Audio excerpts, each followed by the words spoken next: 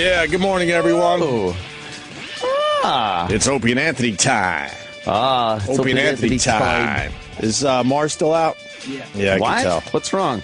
I can tell. There's many things that whoever takes over from Mars is very lazy. Oh, shit. Extremely lazy. The studio is absolutely freezing. Mars has it down to a science. Because we have this very strange thermometer.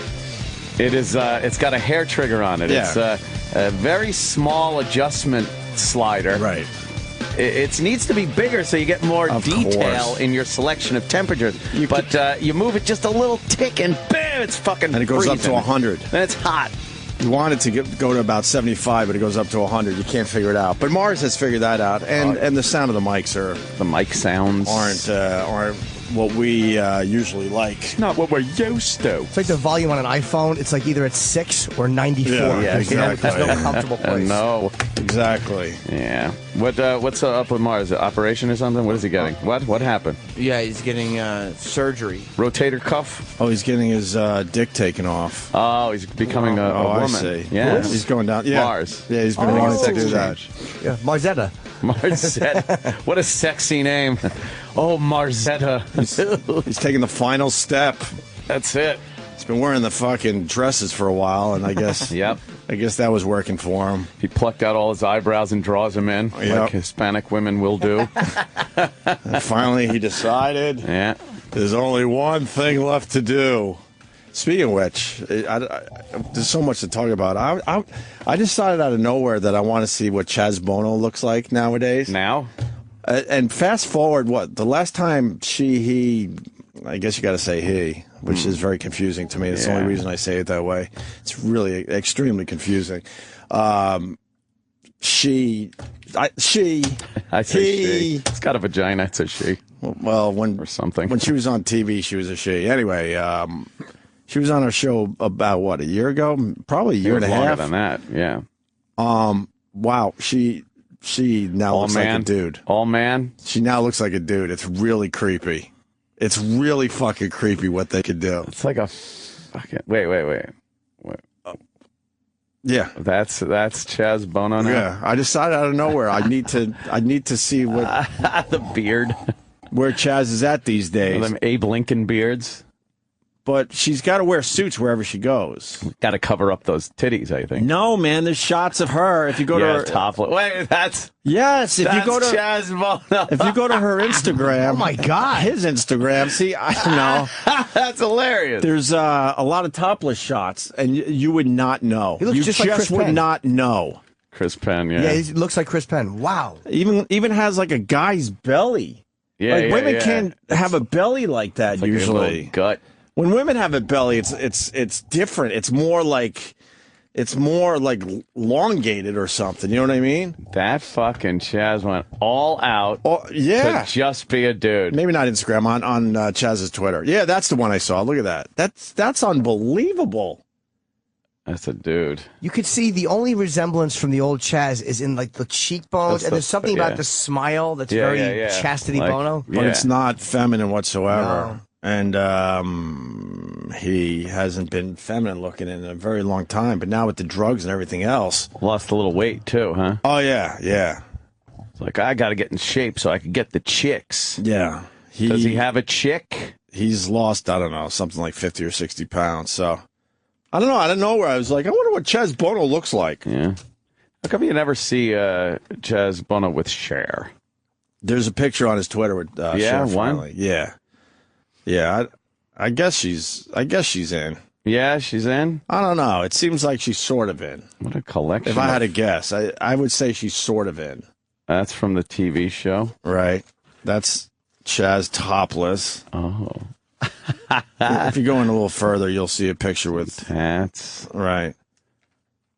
A lot of manly clothes, like khakis and collared shirts. Definitely like the men section. A lot of there. ties. Right. Who's that delightful young lady? The tall one. Go back a couple, Sam. Oh no, is it a? No, it's a girl. Tranny? Who's that lovely young lady? Yeah, Chaz is hanging out with a couple trannies somewhere. That's not a tranny. That's a lovely girl. Who is that? Quick! I'd like an at mention, please. Who? Courtney Act. Courtney Act. Oh.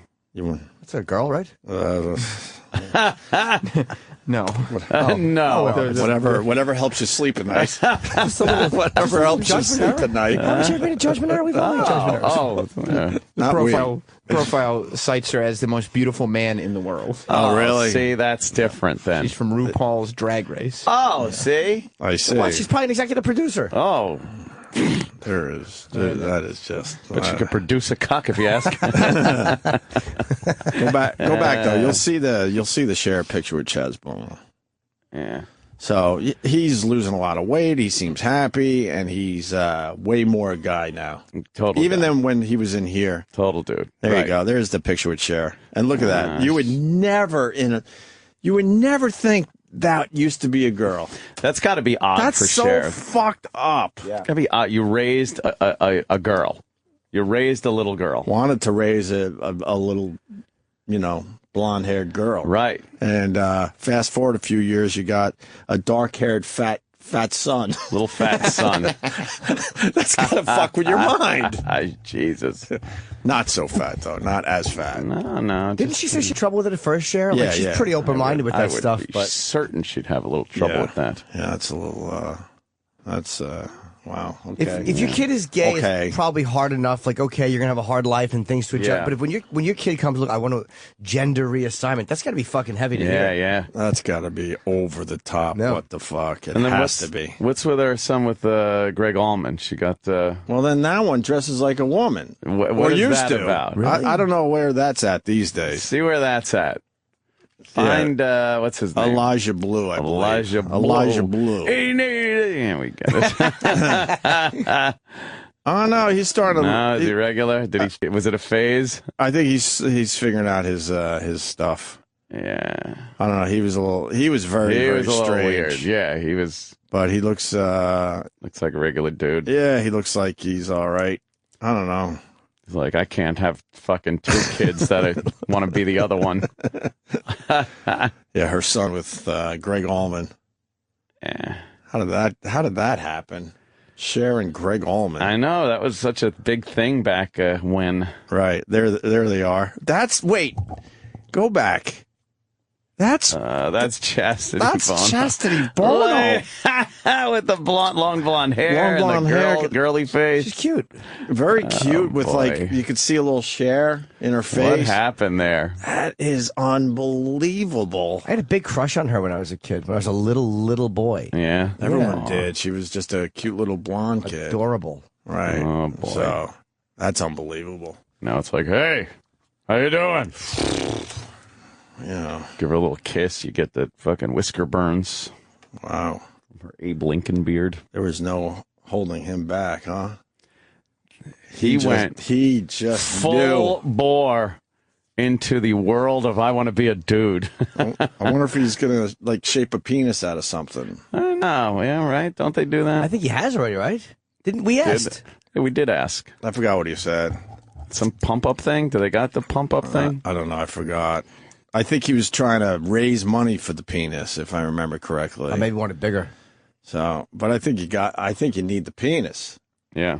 You need the penis. You do need the penis. Can you ask for a certain size when they do that, or is it just what you have? Can you say I want to? Because everyone would just ask for a giant dick. Give me a giant dick. I think you're asking for as much as you can. Whatever material they could muster up for you. Take some off the leg, would you? Yeah. They have to fashion a penis out of available real estate on your body, so. Can you wrap the skin around this beer can for me, please? Yeah. A Foster's can. A Foster's can would be nice, right? I don't know. Shit. So that was just out of nowhere. I just decided I needed to do that. Yeah. The other thing, I lost 5 pounds since Friday. What happened? Fucking stomach flu. Yeah. The fucking stomach flu. I knew something wasn't right on Friday. I didn't feel right. I was like, oh, man. Were you gurgling? Were you percolating? No, I just felt out of it. I didn't sleep the night before. Got through Friday's show, which I thought we had a fun show Friday. Yeah. And then I went home and I wrote Bob Kelly. I'm like, Bob, I'm going to go see you at Bananas. And I was excited to do it. And then I had a cup of coffee. Oh. That's it. And all of a sudden, all hell broke loose.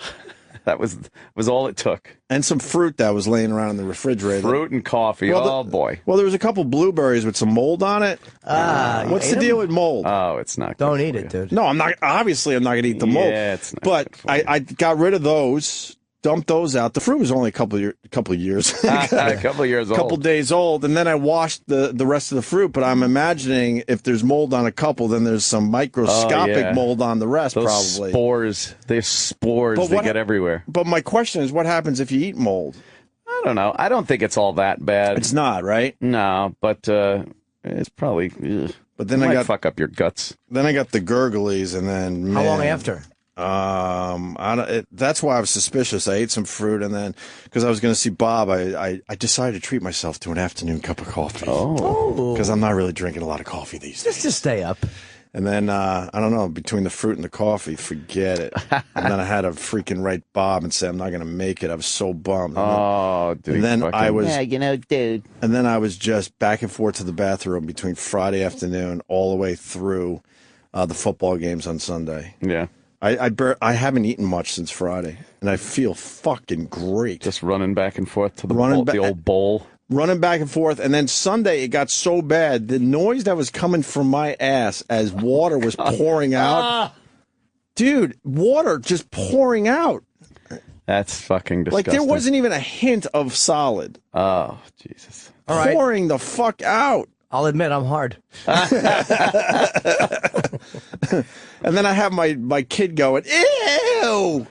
Because kids have to follow, Oh my God! Kids have to follow you into the bathroom, and because I don't get this at all. They'll let you, grab one or two by yourself. But if you're going back and forth, and I was babysitting the kids at that moment, they're both running into the bathroom, and then my son has to comment how bad it smells. Oh my God! Just commenting how bad it smells. He will remember these moments. Of course he will. Every time he drives by Staten Island, he'll think of you. Probably. And then I'm getting like the shakes, the shivers. Oh, man, really bad. And then so I would wrap up in a blanket, and then I was getting the cold sweats. And then it all just went away. That's all your body temperature leaving you. Is that what that's about? Yeah, through your water. You're a water-cooled fucking system at that point. Right. And then woke up yesterday completely fine, went to the gym, and Jesus. Me and Jimmy are just standing there topless talking to each other. Oh, yeah. I just came out of the shower, and you were, I walked in. I was changing. I had just my jeans on, and now we're both bare-chested, having small talk. That's nice. Chit-chat. Oh, is that the worst? Bare-chested men. That only works at the beach. At the beach, you'll accept it. Anywhere else, if you're hanging out with your buddy and you both don't have shirts on, it's just awkward. Pants are awkward. Shirts are not to me. Like I wouldn't care about that. Like 'cause I've been to the pool or a beach, just around the pool with enough of my friends. Yeah. Being pantless would be weird. But I had it. Was just, with your dick out? Well, yeah. If we were say outside the shower, I would feel weird talking like that. Like that would be bizarre. That would just never happen. Yeah, I would run away. I would run away. I'm not standing there talking to Jimmy. Nude Jimmy. With our penises out. I'm not shy about that stuff necessarily, but it's I always cover up in the shower, and it'd be weird with a guy who I work with. Just seeing him naked would be one odd. leg up on the bench, drying your leg. God, yeah. Hey, how you doing? And it's been dry for 20 minutes. And And then Jimmy just stands there awkwardly, like it's obviously time to move on. Yeah. Oh, I was kidding when I did that. No, I know you were. I was going to add that. Okay. But of course you were kidding, but he stands there awkwardly, and I'm like, ugh. I folded my arms. I'm like, go ahead. Because obviously it was time for me to take my jeans off. But anyway, By the way, you think it was the milk you put in the coffee? I don't know. I almost feel like I got food poisoning twice. Because after the gym on Saturday, because I wasn't sick. On Saturday, I went and got a vegetable juice. And as soon as I drank that, oh, my God, the cramps I had, it was unbelievable. So I'm wondering if I got food poisoning twice. But the odds of that are crazy. You probably had it once, or whatever you had once, and then the second time your stomach wasn't ready for something in that fucking vegetable juice. Probably overflooded your system. So yesterday, I weighed myself. I'm like, oh, man, I got to see what the stomach flu diet could do for you. And I'm having a tough time losing weight, but I am losing, but it's taking forever this time. And I lost 5 pounds since Friday. Damn. I can't tell you how much that is for me. That's good. Because I'm 178, Right now I'm 173. So I'm wondering, how do you keep this off? Well, you got to keep shitting water. Because it's all water, right? You were a little proud, too, when I saw him without his shirt. Oh, I showed him my gut. He did show me. Look at this. Like one, but I'm like, dude, I haven't seen your stomach in 8 years. I don't know the difference. Who knows the difference? But how much water weight do you have constantly in your body? Probably a lot. At least 5 to 6 pounds, I would assume, of water. Probably more than that. Yeah. Even more? Yeah. Fuck. So it's all going to go back on. It could. Right? That stinks. Yeah. But now just totally fine. Totally fine. Anyway. We got the polar vortex coming. That vortex is... Why does it have to be the polar vortex? Why is that a word now that people are using for the weather? It's brand new. No one's ever used this. Didn't it used to just be called a cold front? Yeah. Just a cold front. Just storm system. But now we have to name everything. Wheeling in. Apparently, it's the vortex. Yeah, a little snow coming to our area. Well, up and down the entire East Coast. The Northeast. For the most part, all the way to Maine. From what, Washington? Yeah. Everyone skates south of Washington, it seems, huh? For the most part with snow. Yeah, they get the rain. But, it's supposed to start up late morning, early afternoon, and continue until tomorrow morning. All the way to tomorrow morning? Till like 6 o'clock tomorrow morning. Wow. So we are so not doing a radio show tomorrow. 6 to 12. 6 to 12 inch. Yeah? 12 inches kind of east of here, which includes moi, and a little lighter west of here, which is usually the opposite. No, I think the city's going to get a lot this time, too. The city's going to get some, too, but not as much as Long Island and I don't know. Connecticut coast. I saw a lot of purple for the city as well. Yeah. It's kind of on the 6 to 12. It's more toward the 6 side than the 12 side. And then Long Island's more the 12 side than the 6. For the rest of the country, it's the strangest thing. I live in the city. Aunt lives a mere, 20 miles away? 20 miles out. And the snow totals could be drastically different. Totally. Just because Manhattan is surrounded by water, I guess. I leave my what that's about? My house. Yeah, it has to do with that weather, the water, the fucking little island, the heat weird. that the city retains because it's paved and whatnot. I leave my house sometimes and it's fucking like winter wonderland, and then I get to the city and it's just a little slush on the ground. Yeah, it's a big difference. Yeah. So we'll see what happens there. That's a snowstorm. It's a snowstorm. We're not going to hype it up like everyone else. It's a fucking snowstorm. We're in the middle of January. Vortex. It's a snowstorm. Yeah. And we know how to deal with this shit. Yeah. No one's happy about it, but we deal with this shit. And again, watch the news. The news makes their panic. When it snows, I just want to be in front of my TV watching local news. The coverage. I'm obsessed with local news and how bad it is. Yeah. It is so bad. And they don't even think they're that bad. No. They love making it sound like it never happens and it's the most fucking dangerous thing ever. Right. Listen to them or you will die. Oh, it's the best. Yeah. Let's say I was watching local news and there was a monotone lady just doing traffic. Yeah. I'm like, why is this on TV? Yeah. Who gets their traffic from TV? Nobody. Who? No one that's driving. Even before the smartphones, who was getting their traffic from TV? And why do they feel like they got to still do that? Yeah, I have no idea. Because even if your TV is on and you're ready to leave the house, you still wouldn't watch the traffic. No. You turn on your radio or you go to your phone. I think what happened with local news, it's just out of habit. They did it this way for so long. No one knows how to do it differently for whatever reason. They do a traffic report twice in the half hour. Yeah. Why? I have no idea. And then they show cameras on highways showing that the traffic's either flowing nicely or not. I do like those. Not that I use them. I just like them because it proves the bullshit from the traffic reports. What do you mean? A lot of times you'll get a traffic report and they'll say it's clear, and then you look at the camera online, and it's like, no, it's fucking it's a lot of traffic. It's really strange to me. I don't know what local news is going to do, but they're so ready to be reinvented somehow. Yeah. And then yesterday morning I turned on Good Morning America. I tweeted about it. Mm-hmm. They laugh for an hour straight, and I don't even know what they're laughing at. They're chuckling At everything. They're having fun in the morning. Having a good time in the morning, yeah. Is that what you do when you're having fun, is just laugh at things that aren't funny the entire time? Sure. Yeah. Just ask our audience. Turn on Good Morning America this morning and ask me what they're laughing. It's unbelievable. Yeah. Yeah.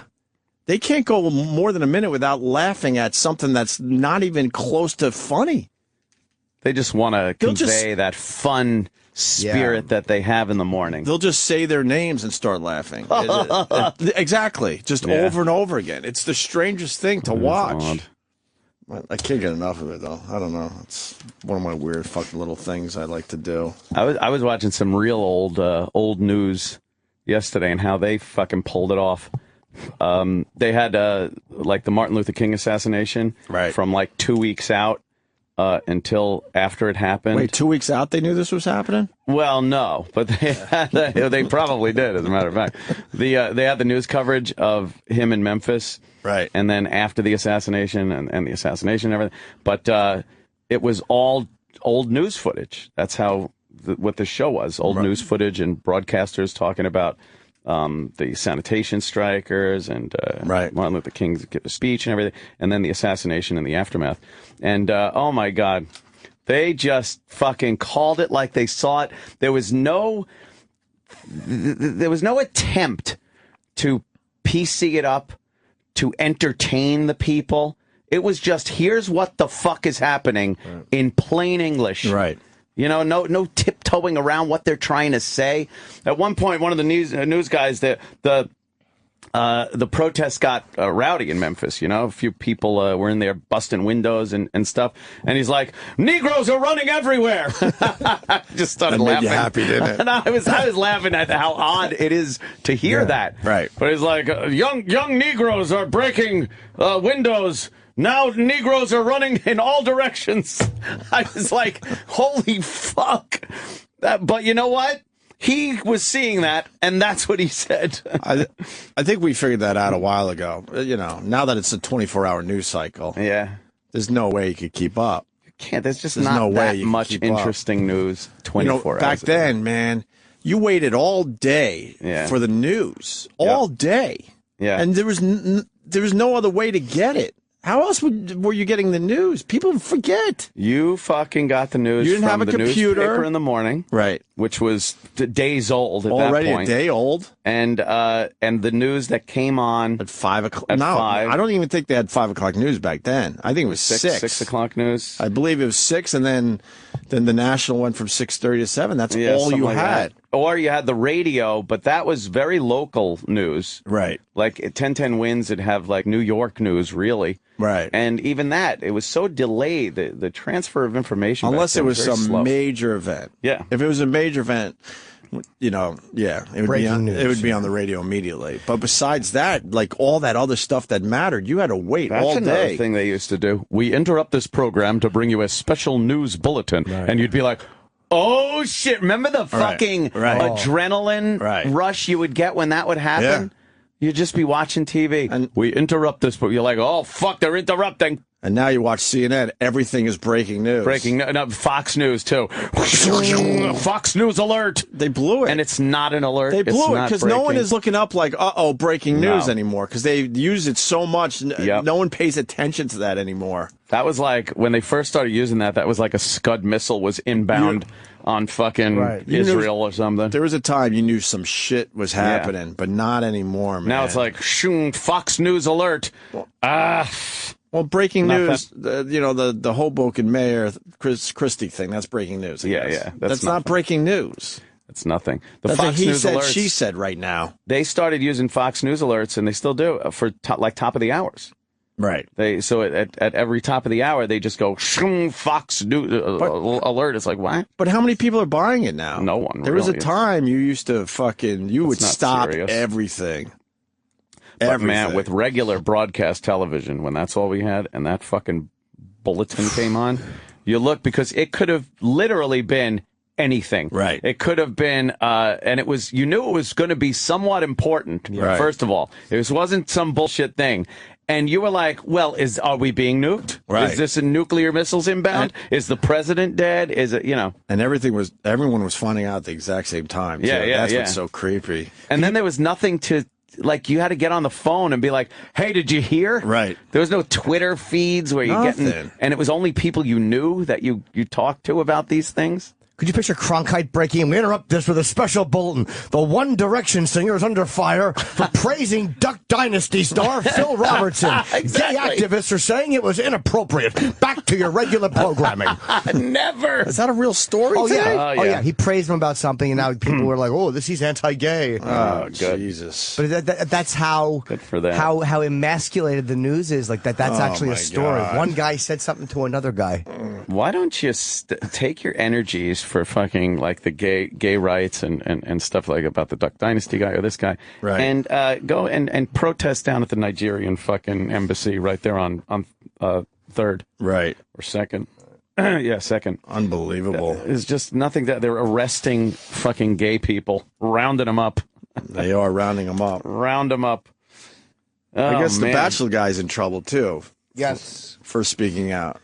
For saying not everyone is comfortable with homosexuality. I tell you something. But everyone has to be, especially if you're on TV. If you're in the spotlight, you have to absolutely be comfortable with homosexuality. You have to accept That's not fair in this country. It's not fair. You have to accept it as a thing. We have to accept it. But the way they want you to be comfortable with it, right? And you can't make people comfortable with it. A straight man watching two gay men showing affection for each other it conjures up something uncomfortable. You're telling me I deal with it every day. It just is. It's that weird kind of you get this vibe. But you're not allowed to speak out about it, especially if you're on TV. They asked the Bachelor guy something about if they did a Bachelor with a gay guy or something. I don't even know. Oh, they asked him? I didn't realize they asked him that. They asked him. So he's like, I'm uncomfortable with this. Yeah. What's wrong with saying that in America? And then they make that the story. Like, they ask you, just like Perez Hilton asked about a gay marriage. And if you give an honest answer that isn't what the questioner wants, that's the story? How the fuck? Right. If he comes out on Twitter and just starts blasting gay people and saying, I don't want fags on TV. Right. All right, I get why people would be irritated at that, because it's kind of an unprovoked dick move. Yeah. You ask a guy his opinion, and he says it, and you're upset with him, fuck you. There's no way in this day and age, maybe the future will hold something different. The future. There's no way you can force people to be comfortable with something. You know, tolerance means, you're tolerating something. Right. Doesn't mean you like it. Right. Doesn't mean, it means you have to tolerate it. The word itself is tolerance. Can't force Doesn't mean people. liking it or... You could continue to educate people so they can make their own decision, an educated decision. Maybe after it's commonplace for a long time. But guess what? You could educate all you want, and you're not going to turn people around. No. But you can't just have this blanket thing where everyone has to accept it. Right. Yeah, you can't be, not giving people jobs for things and stuff. But taking their jobs away because you ask them a question as long as the guy's not running around beating the crap out of that shit gay crazy. people or something. It's his opinion. Yeah, gay in people. America. Yeah, I think any opinion is fine as long as you're not advocating violence against anybody or advocating taking away someone's rights. You can express your opinions on certain things, and that includes people's lifestyle. It's an opinion. It doesn't mean shit. You should say you used to be able to express your opinion. You should be able to. And then they grabbed that guy, so he's going to now educate people. Yeah. Right. What's the story? There's some holes in this whole thing, because I wasn't completely prepared to talk about this. I just saw the headline and a couple minutes on this on TV. Well, he was asked if there should be a gay bachelor. And he's the current bachelor, I guess? Yeah, I guess. People watch that show? I don't know. Where would they put the rose? Oh, boy. Do the ladies just love watching The Bachelor? Is it a thing? I think it's people are still watching it. I don't know anybody who does. But the ladies like it. Yeah. Oh, yeah. He said, no, I respect gay people, but honestly, I don't think it's a good example for kids. Huh. Then he said, That's a bit rough, but opinion. Yeah. but that's what he thinks. Believes. He said you have to respect everybody's desires, opinions, and way of living, but it would be too hard for TV. Hard. So what's wrong with that? It's his opinion. He should be What's able to wrong with fucking say having it. that opinion? How is it? What is that going to do in society? It makes no sense. And I don't agree with the guy. How is it a bad example? I don't agree with him either, but I once again, he should be able to say that without having any problems. Just like there's an argument over nature and nurture as far as gay goes, there's also an argument as to whether children seeing that lifestyle, being around it as children of gay people and whatnot, affects the way they think of their own sexuality. So it's someone's opinion. And I don't think there's any scientific proof either way that absolutely proves it one way or another. So some people can be of that opinion that they think it's not good for children. I have proof that it's not pop culture. Oh, yeah? It's only been acceptable, quote unquote, on TV for the last few years. There's a lot of adult gay people over the age of 10. What did they learn it in Rome from fucking Twitter? Yeah, there'll always be the old chicken and egg argument as far as that goes. CNN has an article that says the Bachelor sounds like a bigot. It doesn't. Everyone, the word bigot and racist and homophobe is thrown around so much now that it means nothing.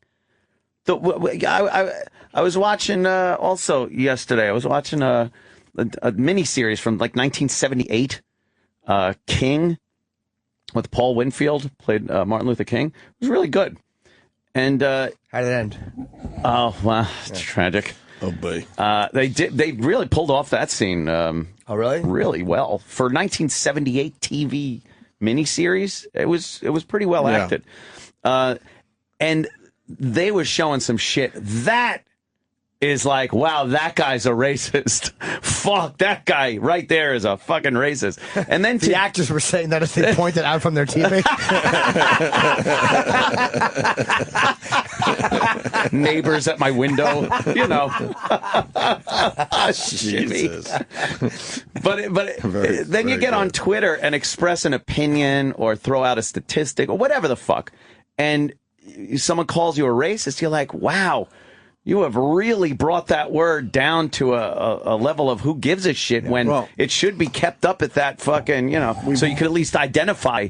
Oh, God, yeah. We've watered down all those words years ago at this point. Homophobic. If you're fucking out there beating the shit out of gay people, you're homophobic, you're violent, whatever. If you voice an opinion on gays and teaching or gays and adopting and stuff like that, you're not advocating violence. Was there another story too? The Matthew Shepard beating case was a big kind of gay launching pad for because he was gay and they said he was beaten up and tortured almost because of he was gay. Right. But then I'm hearing it was something else that got him killed. Like, was it or is that bullshit? Some kind of drug escapade. Yeah, some shit came out in a story, but again, mainstream media is so fucking... Wow, they buried that one. I don't know if it's true or not. I don't know what the real story is. So, I'm not sure either. I heard that the people that he was involved with that killed him were also involved with him as far as drugs go. It wasn't some random gay thing, but I don't know. I don't know any of that. And did they... Well, maybe people picked up on it because did they make it look like a gay killing because they wanted to cover up what they were doing? That's what I heard, too. Yeah. Who knows? I don't know. I mean... I could sit there and argue that one, but you'll see him. If you go against the whole gay, he was killed because he was gay thing. You'll get people on your shit. Well, I just heard that. I don't even I don't start calling you like a gay Holocaust denier or something. The Putin doesn't like the gay, huh? Putin hates the gay, and you got the Olympics happening because he is old man. He is old man. You see him without his shirt on in every picture. He's wrestling alligators or spearfishing. Or perhaps just roping lions. For a guy that doesn't like the gay, he certainly likes having his shirt off a lot. He loves and just doing manly things. I don't know. What's that about? I think there is some deep-seated gay urges in Vladimir Putin. In the Putin? That he can't hold back. I don't know. I think if you're a guy and you have your shirt off a lot, that's a bit mysterious. Yeah. There's a bit of a mystery there. A little mysterious? I don't know. I mean, I know. I mean, look at that. I mean, come on. He's with a horse. He's with a horse. He's bent over in front of it. That's a little. That's a little strange. Yes.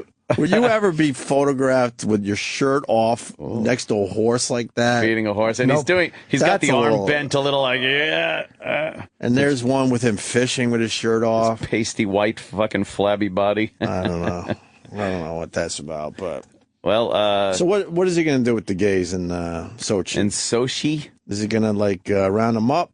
Is he going to round up the gay athletes? He doesn't want many gays around. I don't think he's going to do anything, but he certainly isn't going to put it at the forefront. Like, hey, look, we have gay people and we're tolerant. Right. You know, why are the Olympics in Sochi? I don't know. Between the gay issue and the Black Widows, and the fucking Chechnyan terrorists, and that place is not ready for the Olympics. Oh my God, this is it just seems like a strange one. This is a huge security risk, I think. There's some shit that will absolutely go down. We'll just see how bad it is. Chechnyans are probably amongst the worst terrorists ever in the world, and you know that's going with Al Qaeda. They have no discrimination as far as children go or women. They will kill anybody to get their point across. Dude, I'm way more scared of Russians than anyone else. Yes. Living in New York City, especially It's scary. When you come across a Russian and they could be the nicest person in the world, you just have no fucking idea. That creeps me the fuck out. If you get in an argument with a cab driver who's like Indian or something like that, they will back down. Right. If you get on them enough, and yell enough and stuff like that. But the Russians, if the second you get in their face and start yelling, they will come right back at you and fucking. They are not afraid of fucking. Mixing it up. I see the Russian dads in the playgrounds, and they are intense. Yeah, and they're probably having a good day. I don't know. It's a very good day. Shut up. I don't know. Yeah, I have no idea, man. Yeah. So they're worried about these terrorists. They got one out there, I guess, called the Black Widow. Right. And she apparently may have found her way inside Sochi already. But how do they know this? She's been missing from her apartment. Yeah. But if you're intel. But if you're the Black Widow, wouldn't you just do it? Well, she's waiting.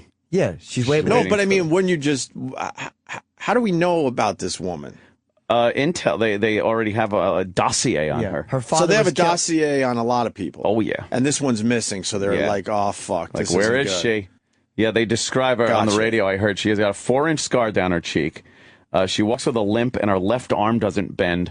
And I'm like, that is a fucking movie villain. Wow. It's like, that is a fucking, like, how do you not find her, by the way? Unless every woman in Russia looks like that. Her dad was killed in a shootout with police last year. He was like a real Muslim, I guess, radical. Yeah. And they think she's already there. Yeah, the Chechnyans, let's not be mistaken here. They're Muslims. Yeah. They're fucking Muslims. And they are ruthless. The children they killed at that school children, they hung up explosives from the ceiling, and it was unbelievable carnage, and they don't care.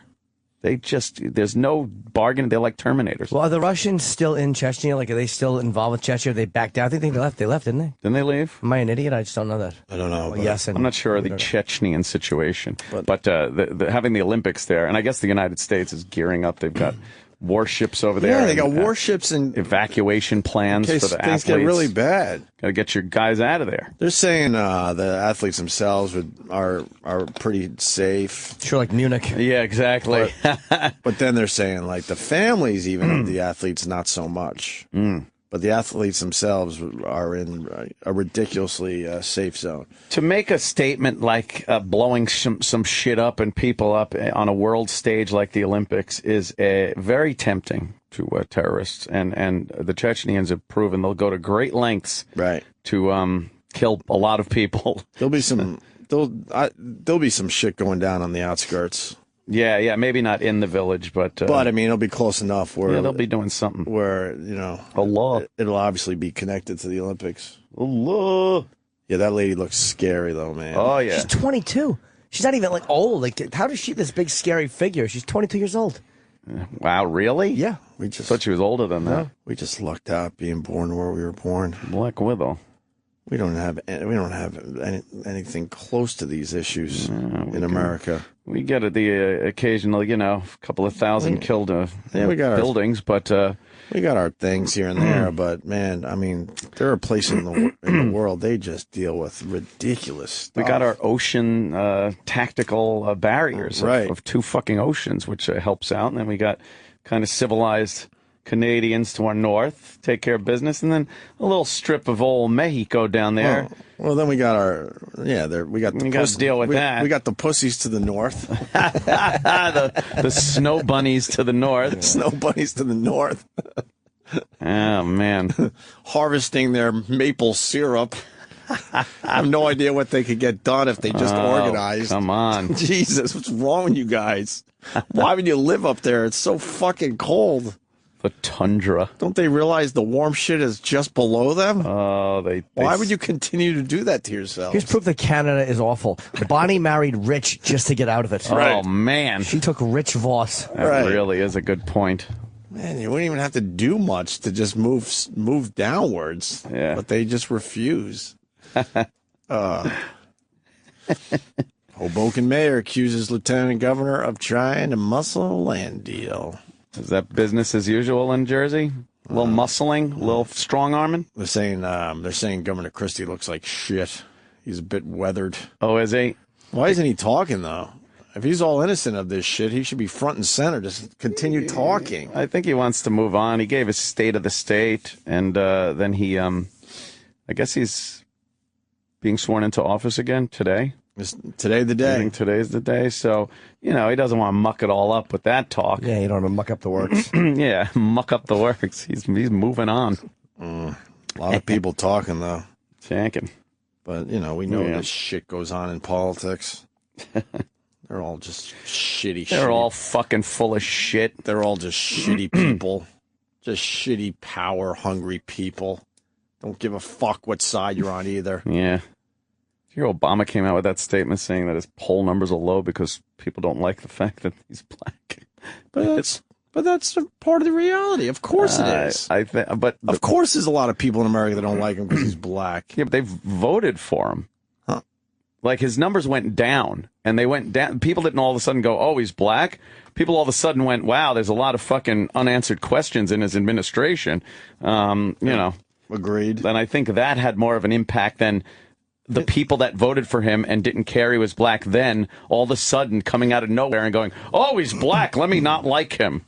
I don't think that happens. Yeah, well, the reality of what he said he could do for this country and what he has done. Yeah, exactly. There's a bit of a drop off there. Yeah. People thought he was going to change the world. Oh, hope, change. And then you learn it's pretty much the same shit. Yeah, business as usual. Just stuck in the mud, as Jimmy likes to say. Stuck like the stuff like the NSA. Like you never would have thought that would happen under this guy's watch. Right? Where there's so much for transparency. Oh, he was talking about transparency. It has been the least transparent government administration I've ever seen. I believe he intended it to be, too. I think when he went in, because I don't think he was in Washington long enough to be a completely full of shit pig. I think going into it, he really was an idealistic guy. And then once you get the gig, you're like, oh, like just there's nothing you're going to do that's going to change the way that system is. It's the same as it was with Bush and with Clinton and with every one of them. At least be transparent, I don't know, with your own life. The guy, still transcripts from school. We haven't seen or even know so much of what this guy did growing up and stuff. I don't know. It's not very transparent. It is a little strange. And then I do find that strange. Michelle Obama has her big birthday party and no pictures allowed, like no pictures, cameras. really? It was just it's this weird like no press, no cameras administration. Well, wait, no cameras. Is it only family or is it? No, there were all kinds of celebrities there and whatnot. I don't know. I guess maybe she's getting pissed that people are calling her out on that big ass. Maybe that's it. That big ass. She's like, I don't want anybody taking pictures. Why no pictures if you're, who's paying for that? Well, it was her 50th, so maybe she just wanted a fucking real private with like Samuel Jackson and with all her friends. All her fake friends. Mm-hmm. They weren't friends. Well, they weren't friends with any of these people before they became president. Maybe a couple. I was invited. All their to fake that. friends. Oh, you were? I was busy. Yeah, you didn't go to the president's, the first lady's birthday I was party. like, what am I doing? Yeah. I'll do the 75th. I'm busy. I'm busy. I'm sure Oprah was there. Maybe they had the whole thing. From Oprah. That rift with the Obama and Oprah. That was a big story. Oh, What happened? Oprah kind of left him hanging because she couldn't have. She wanted access to the Obama administration. That she thought she was going to get like this exclusive access, and for Harpo Network or whatever it's called, OWN. And she didn't get it, I guess, and she was pissed off. And they said she could have really helped him sell this whole healthcare thing or whatever. Oh boy! And she kind of left him swinging because her opinion still carries a lot of weight. But even though since she's off the air, people do not give a shit about her like 50% of what they used to. She still has a lot of power. You know, The Butler was not a great movie. And they had John Cusack playing Nixon, some unknown guy who looked nothing like JFK playing JFK. I have no desire to watch The Butler. I wanted it I to got be that good. screener copy, and I'm not going to pop that one in. It didn't Who the stink. fuck would watch that? I'll tell you why I did. Because it just after. Sorry. It didn't Sorry about stink. It wasn't a terrible movie. It was just kind of like, ugh. You know, I just didn't give a fuck about it that much. I found out like half it was fiction. I'm like, why can't they just make a movie about the guy?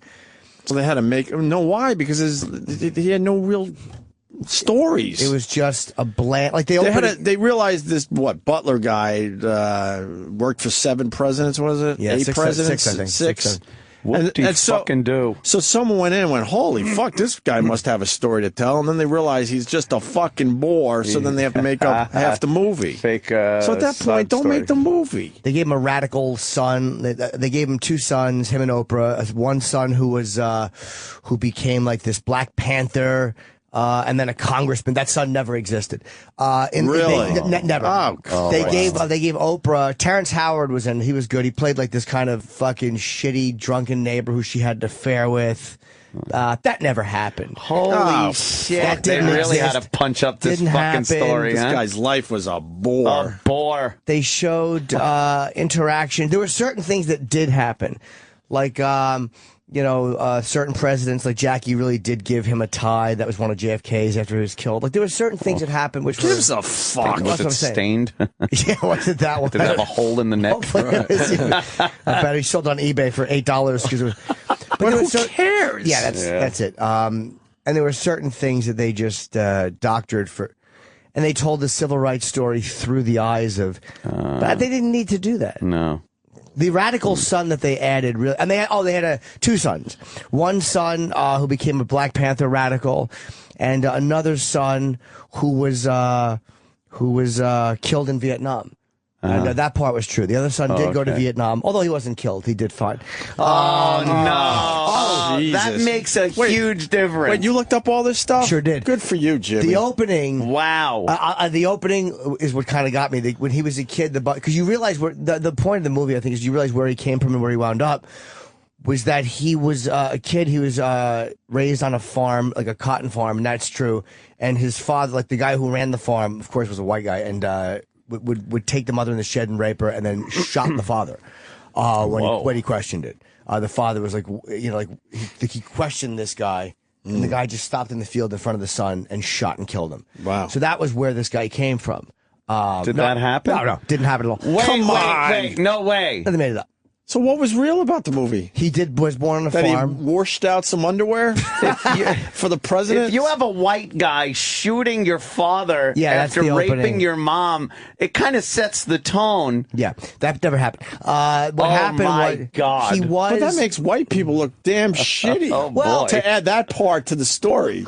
I think that was a really accurate depiction of what happened to a lot of people. If they just had said this is totally fiction, I would have been fine with it because they were trying to tell a story. There are through, people that think this is a true story. That's what bothered me. If you polled the people, I would bet 90% would think it was completely a real story. The real guy's name is Eugene something, and this guy's name is Clarence something. They changed the names, of course, to fictionalize. But why wouldn't you just call him by his real name? What's Because the difference then it's between gotta those two be real, names? It was such a departure.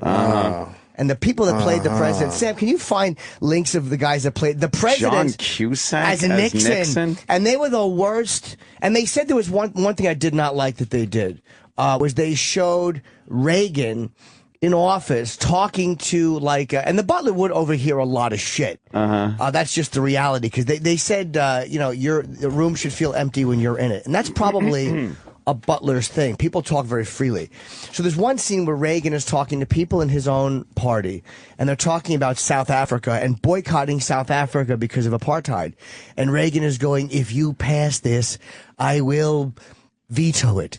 And the woman's going, Mr. President, we're a part of your own party. It was such an obvious political. She goes, we're telling you, this looks like a real racial issue. And I'm like, wow, that made Reagan look kind of like a fucking racist old cunt. And then you read about it, and they said one of the reasons behind this veto thing that was simplified by the movie is because apartheid, that was one of the few, I guess, African nations that was pro-democracy and not communist. And he was afraid a way of turning on the one place where communism wasn't. It had something to do with that. Yeah, so that was pretty a part important back then. That was a part of the equation. Maybe the racial played a part of it for Reagan's decision, but that wasn't all of it.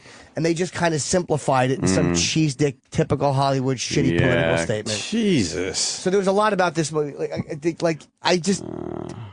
Lyndon Johnson was the least offensive of them, but the guy that played Kennedy was really handsome and sounded like him, but looked nothing like him.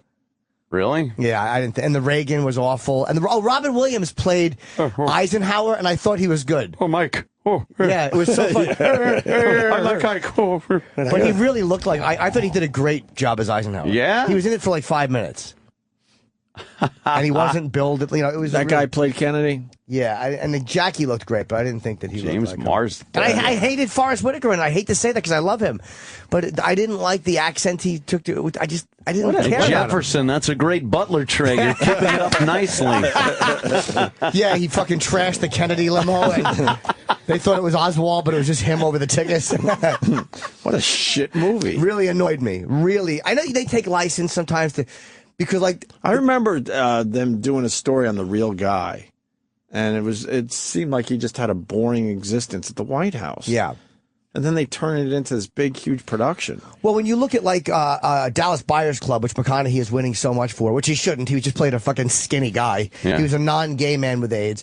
I thought that at least told his story accurately, and I'm happy to see Jared Leto being nominated as the transsexual. Nominated? I think he's going to win the Oscar. Yeah. The character never existed, by the way, but at least he's being, he played it great. That character, he's winning everything. Was completely made up. Right. It was a completely made up character just to show. It was to try to personify why this guy's his feelings about the gay community changed, and I guess they couldn't show that. But again, that even annoys me. It's don't act like you're telling me a real story when the entire guy that he was with was made up. Right. It wasn't. It was a story about a guy who was, I guess, the whole thing with the rodeo and his involvement with the rodeo. All that was made up. It was symbolic. It's just so fucking annoying the way that they can't just tell a story with little additions and subtractions to tell the story. They have to make up these giant things. Because our lives are boring. Because they have to give a narrative. There's not a lot of people that have amazing lives. Movie-worthy lives. Right, exactly. You got to pump it up. Punch that shit up. We even pump shit up here for our stupid radio show. Why wouldn't you? We're not nominated for Oscars. Give it a little extra. Give it a little. Give it a little nudge. A little nudge. I've done nothing but subtract things. I've never punched up my sexual story. No. I've subtracted. No. Believe me, I've given you guys 70% of the humiliation. There's 30% still lurking in the basement somewhere. Well, we all assume that. Of course, okay, all right. Yeah. We're not stupid. Who is that, Sam? Alan Rickman as Ronald Reagan. Yeah. Alan Rickman was fucking Hans Gruber was fucking Reagan. There you go. I give you the FBI. Well, I am not seeing The Butler. Yeah, I was disappointed. I wanted to. Oprah was good. I mean, she's a good actress. And Forrest Whitaker didn't stink. I didn't care for the way he played the character.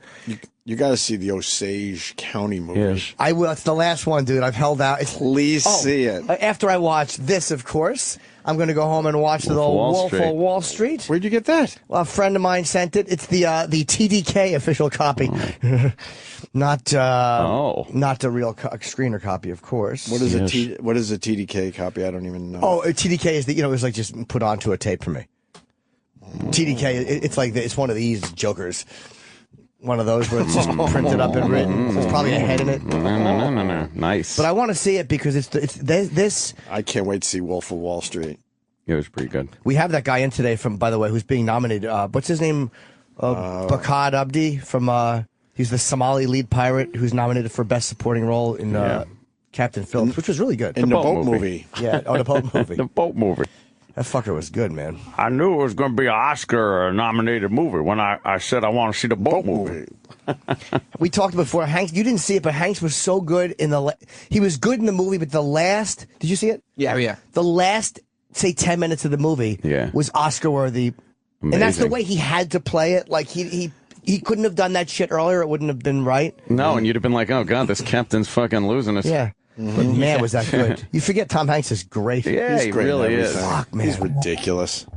He's a national treasure. I got to tell A you. national treasure. He's one of our national You think treasures. so? Oh my God! Of course he is. Did Alan Rickman try to put on the Reagan voice? Yeah. He did. Did he do a good job? You know, Jane Fonda played Nancy pretty well, actually, briefly. There's a lot of weird cameos. My name's Bill Clay. Yes, from Die Hard. Oh. No, you're one of them. Don't kill me. Yes. Hello. Look at him. I didn't think he was amazing as Reagan. And I didn't think the guy who played... Oily hair. Dude, I didn't think that fucking... that Cusack was good as Nixon. And they have him looking too young as Reagan. Reagan young. never looked that young. Yeah. Can you find Even when Cusack? he was first in office. Yeah, he was... Did Cusack try to do the over-the-top Nixon? He wasn't completely over the top, no. But it was... They showed him coming in as the vice president or something when he was Eisenhower's VP. And talking about the black guys like, you boys going to vote for Jack Kennedy? And I'm like, who is he supposed to be? Oh, you didn't even know who he was supposed to be. I think it was Spiro Agnew at first. He was playing Nixon. That's the oddest thing. Was he playing him as the godfather of goth? I remember how uncomfortable that moment Remember was. we told everyone it was going down too? Yes. I love that. And then he said it, and we all started laughing, and he knew something was up. Yeah. I do a These great guys- Nixon. I should have done it. These guys, when they promote a movie, they have the exact same thing they want to say to Yes. every interviewer. He wanted to get that out. Right, he wanted to make sure everyone knew that he was playing the Godfather of Goth when he was Catchphrase. Edgar Allan Poe. Yeah. He was cool Yes. though. He was good. I do a great Nixon. I guess nobody heard me. Oh, well, let me hear. Oh. They heard. Roar! That is good. Yeah, they had really weird shit. Weird fucking shit. I think she just did it to get these weird names in the movie. Yeah. Yeah. Robin Williams. I didn't like the voice. No, he was good. He was the one who I actually thought was great. That's odd.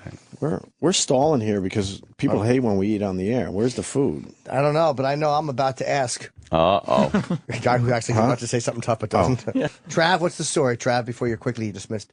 I was going to say if you guys want that Godfather of Goth clip. Of course we do. It's one of my favorites. So uncomfortable. That's Jimmy. Anthony, how you doing? That's Opie, what's up, John? You don't have to worry about Sam Roberts right there. Yeah, thanks, Sam. That's all right. I don't know. Probably over the years. I saw The Raven last night, and right off We're the actually bat. on the air, by the way. Yeah, we're on the air. Yeah, I know. We just. I'm sorry. We're kind of casual here. Yeah. I saw The Raven last night. I loved it. You liked it? Period. Yeah, I really did. Oh, great, man. You play Edgar Allan Poe, obviously. Very iconic. It's a murder mystery. Yeah. Yeah. It's shot very dark. The cinematography is really good, and a lot of blood. Yeah, well, he was the, Godfather of Goth. Oh, really? Yeah. Yeah. He started the whole Gothic horror thing. He was writing all those, Right off the bat. Because we said it was going to happen. That's the lead up. We said he would start his interview by saying that. Because I had seen like 2 or 3 interviews with him previously, and every time he kept saying it and saying it, I'm like, he's definitely going to say it when he comes in here.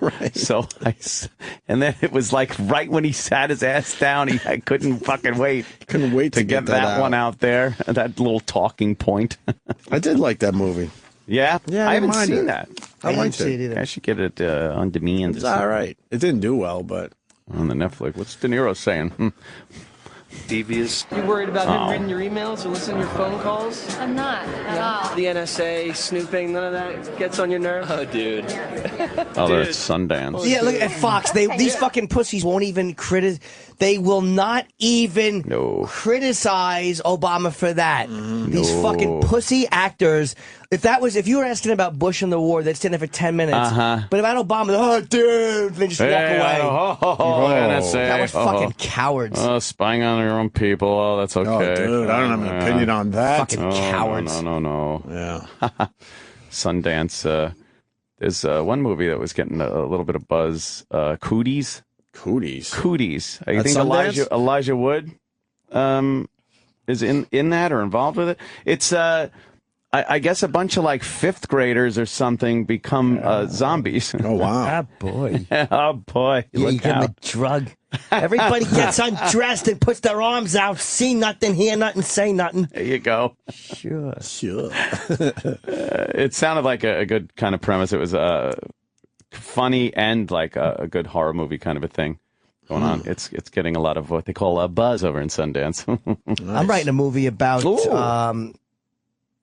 it's actually a TV series. Oh, yeah? A TV series. It's about a social studies teacher who begins like fucking mixing crack because he's got like fucking he's got MS and he's making like crack and selling it. What that sounds kind of like Breaking Bad. No, it's not. That was different. That's methamphetamines. He was a science teacher. Mine's about a social studies teacher. Oh, okay. What's it called? What's your working title? He's selling crack. You're gonna have to pump up that title a little bit. All right, I guess we gotta just take a break. Oh man, that means the people get to hear us eat on the air because don't stop popping your collar, Sal. Oh, look at him, pop-collared, fucking bearded. What are you doing with that fucking? Do you like Sal's popped collar? I don't like it. Why are you popping your collar? That's just the way the sweater goes, like that. That's a horrible sweater. Put it back on. No, the sweater itself is just horrible. Game of Thrones beard. Better. Yes, I don't like your fucking Rob. I hope the same thing happens to you. Hope you lay up on a dungeon floor with your cock sliced off. Where'd you get that horrible sweater? My girlfriend gave it to me. Oh boy. Oh boy. So you got to wear it because she gave it to you. Obligated. That's understandable. I remember those days. Yeah. Oh, that's so adorable. And by girlfriend, you mean what? Boyfriend. Ah, yes. Of course, Sal. Welcome aboard. What's the matter, Sam? Did you check on our food? Sam, let's get our food. Man, this is a big There's been delay. a breakdown. There a breakdown in the organization. Well, Club when Soda the machine breaks this has become down, a thing we now. break down. What happened? Club Soda Kenny is nowhere to be found. I'm assuming he's getting the food. That's not. Something's up. Do you think he's freaking out Oh right my now? God, Kenny's like, a robot. Oh, if it's Something's up. He'll have a story. I told Kenny to push my call time. He pushed my stool in. To push my call time in the morning up. Right. And this morning, I mean, by the second, he's right there. Up from when to when? With the call. Earlier? No, later. Okay. I'm like, fuck it. Take a little more sleepy time. How much time? Squeeze a little extra. 5 minutes. No, it is a good 20 minutes. I'm squeezing. I squeezed 20 minutes. Yeah, you keep squeezing, man. I had to see finally get how some much sleep. leeway I had. Right. And there was kind of a lot of traffic this morning, but it worked. I was fine. Good for you, man. And getting there. No, something's up. Kenny's will have a story. This is extremely unusual. What, that he's not here? I mean, he's here. He's not here with the food. This is extremely unusual. Yeah. The food would have been here a half hour ago. Yeah. What's probably happening is Kenny likes to go and queer off sometimes. And say, Kenny will go in the bathroom and just bully his way into like the stalls. Let me see what you're holding down there. He's trying to get one in. Yeah. He's trying to get one in. Oh, shit. Yeah. Well, did anyone have any special orders? No. Special orders don't upset us. All we ask is that you let us service your way. Oh. Kenny is beating the shit out of himself right now, and he'll have a story to tell after these messages. Oh, I'm sure. I will guarantee it. But this is only after. Yeah, no, you still got 6 days. No, you're gonna do. You're doing more.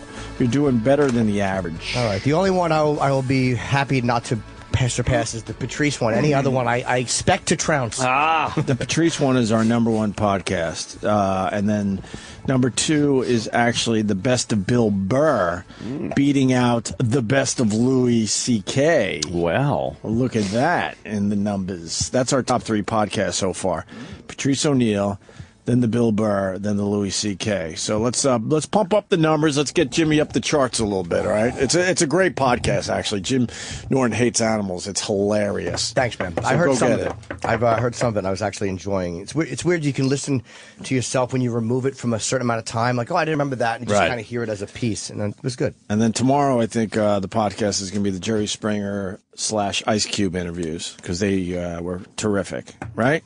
Yeah. And then we're going to do a Bob Kelly Super Puke episode soon. Then we're going to do the Super Ball podcast, right? Yep. I think. All right. So, it's kind of nice to know what we're going to put on the podcast in advance. Indeed. Instead of scrambling on a Monday afternoon going, fuck! Yeah. What do we put out there? We're doing well in the podcast world. It's pretty exciting. So, Yeah. thanks to everyone who subscribes to that, and thanks to everyone who's passing that around to the people that can't, get the satellite radio anymore. The satellite radio is getting very expensive for a lot of people. A lot of people. I see read you guys it. on I know. Twitter. I don't know what to say to you. I gotta drop you guys. Been nice. I'm like, oh man. It's been a great 9 years. I'm like, oh my god. Damn. You know what you do? Call them up and say you have to cancel and stuff, and they'll give you, they'll throw you a deal. Well, why don't you keep that on the QT? Jesus. You could just, hopefully they'll help you out a little bit. I hope so, because we like our listeners. Dude, this Richard Sherman rant was amazing. Ah, yeah, big story over the weekend. Ooh. The 49ers Seahawks game was amazing. It was a great football game.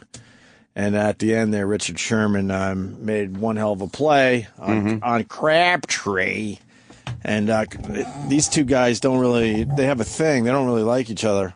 Travis, you know the history of the Crabtree Richard Sherman thing? They just talk shit. Well, he said he wrote an article on Sports Illustrated's website, I think. Right. Richard Sherman, saying that it goes back to something that Crabtree said in the offseason. You'll have to ask him about that. I don't know. Right. But they don't like each other. But it went right down in the last play, and Richard Sherman, smacked him down. Smacked the ball up in the air, causing an interception. Game over. The Seahawks go to the Super Bowl against the Broncos. So he was a little excited. What do you think of Erin Andrews there, Travis? I don't like her, man. I just don't like her. I thought it was funny as fuck when she was just like, "Whoa, who you mad at? Wait a minute!" Right. She had a great face and a great reaction. She was fucking. That was like second to maybe when who said President Bush hates black people? Kanye West. Oh, Right. What do you mean? Oh. That was second to Mike Myers' face after Kanye said President Bush hates black people. And he made that face like, I'm not head nothing. She was looking like this guy's ranting like, and if anybody says, she's like, who's saying that? The best part, someone called her out on Twitter and said, man, you were scared. And she was trying to say she wasn't scared. Yeah. I don't know her exact tweet, but I don't know. Erin Andrews tends to trying to make it a little bit more about herself when, look, you're just a stupid sideline reporter. Yeah. Relax and know your position. I don't like her. I don't know what it is. I just don't like her. But why was Mike Myers on the same stage as Kanye West? I know. It was a telethon. It was the telethon they were doing. But they just threw, like... Yep. They just threw, random celebrities together? Yeah. Can you play this? I know we're talking about Richard Sherman, but this is the best. But man, this is after Katrina. Right. Look at Kanye. With the breach of 3 levees protecting New Orleans, the landscape of the city has changed dramatically, tragically, Look, it's all and perhaps nice. irreversibly. It's all nice so There's far. now over 25 feet of water where there was once city streets and thriving Can neighborhoods. you pause this really fast? There's a body language thing happening. Look how far apart they are. I know. There's a problem. And Mike Myers kind of starts looking over at Kanye like, uh-oh. Something's not right here. Like, Mike Myers is, he's a celebrity. He's been in these positions many times, and he already feels the energy's not right and something is going to happen. And he knows he can't be funny on this, so he plays it very straight, very subdued. And then his face and the way his head turns when Kanye goes off on his little... and thriving neighborhoods. I hate the way they portray us in the media. If you see a black family, it says they're looting. See a white family, it says they're looking for food. And you know, it's been 5 days because most of the people are black. And even for me to complain about, I would be a hypocrite because I've tried to turn away from the TV because it's too hard to watch. I've even been shopping before even giving a donation. So now I'm calling my business manager right now to see what is the biggest amount I can give. And just to imagine if I was down there, and those are my people down there. So anybody out there that wants to do anything that we can help with the setup, the way America is set up to help the poor, the black people, the less well off as slow as possible. I mean, this is Red Cross is doing everything they can. We already realize a lot of the people that could help are at war. Right. At this point, he just starts nodding. So you know a producer in his headset is going, just keep following the teleprompter. He keeps looking at him like, what are you He doing? looks at him. This is a study in uncomfortability. He is so uncomfortable standing there, and his Adam's out, but you can just see him going gulp, gulp. One time he just nervously nods. Like he's not. Like I better agree with whatever he's saying. Is this guy gonna shoot me? The one thing Kanye said that he could agree with so far, I was really a mild thing, so he just nodded a little bit. But Mike Myers is like, oh my God, holy shit. Yeah. Now, that's a holy fighting shit another face. way, and they've given them permission to go down and shoot us. Oh no. And subtle, but in many ways more profoundly devastating is the lasting damage to the survivors' will to rebuild and remain in the area. The destruction of the spirit of the people of southern Louisiana and Mississippi may end up being the most tragic loss of all. George Bush doesn't care about black people.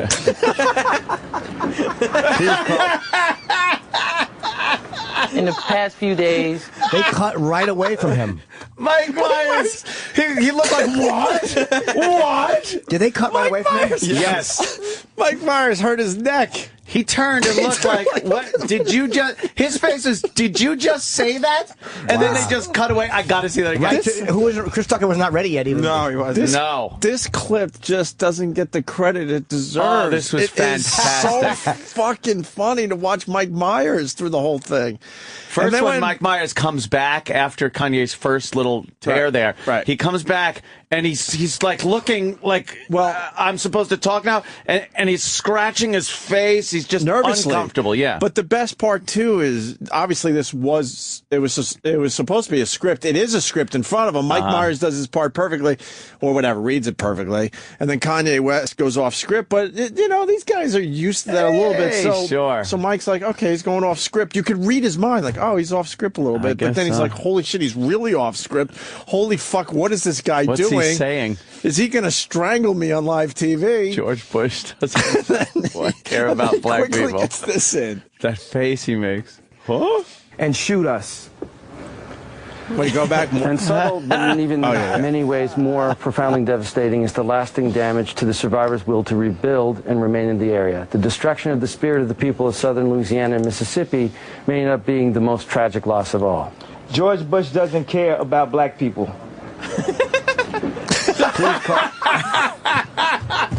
He's ready to say something. He's like, that is so fucking good. I think you can hear a little bit of him starting to say something. They also probably said if he goes off book again, cut. They were probably ready to cut if he did it again. No, Mike Myers was done. Yeah. Mike Myers' part was done. No, I mean from Kanye. The producers and they probably said to each other, I think Kanye's part was done too. He's like, if he starts yapping about anything, just one more time. Mike Myers just turns his head around like, dude, what the fuck? You're gonna get me fucking in trouble here. You got to put this up so people can see. The face is so classic. Mississippi may end up being the most tragic loss of all. George Bush doesn't care about black people. Didn't it sound like Mike Myers was going to say something? Yeah, there? you can hear him say, "Please call," and there's obviously somebody in his headset going, "No, we're not doing this anymore.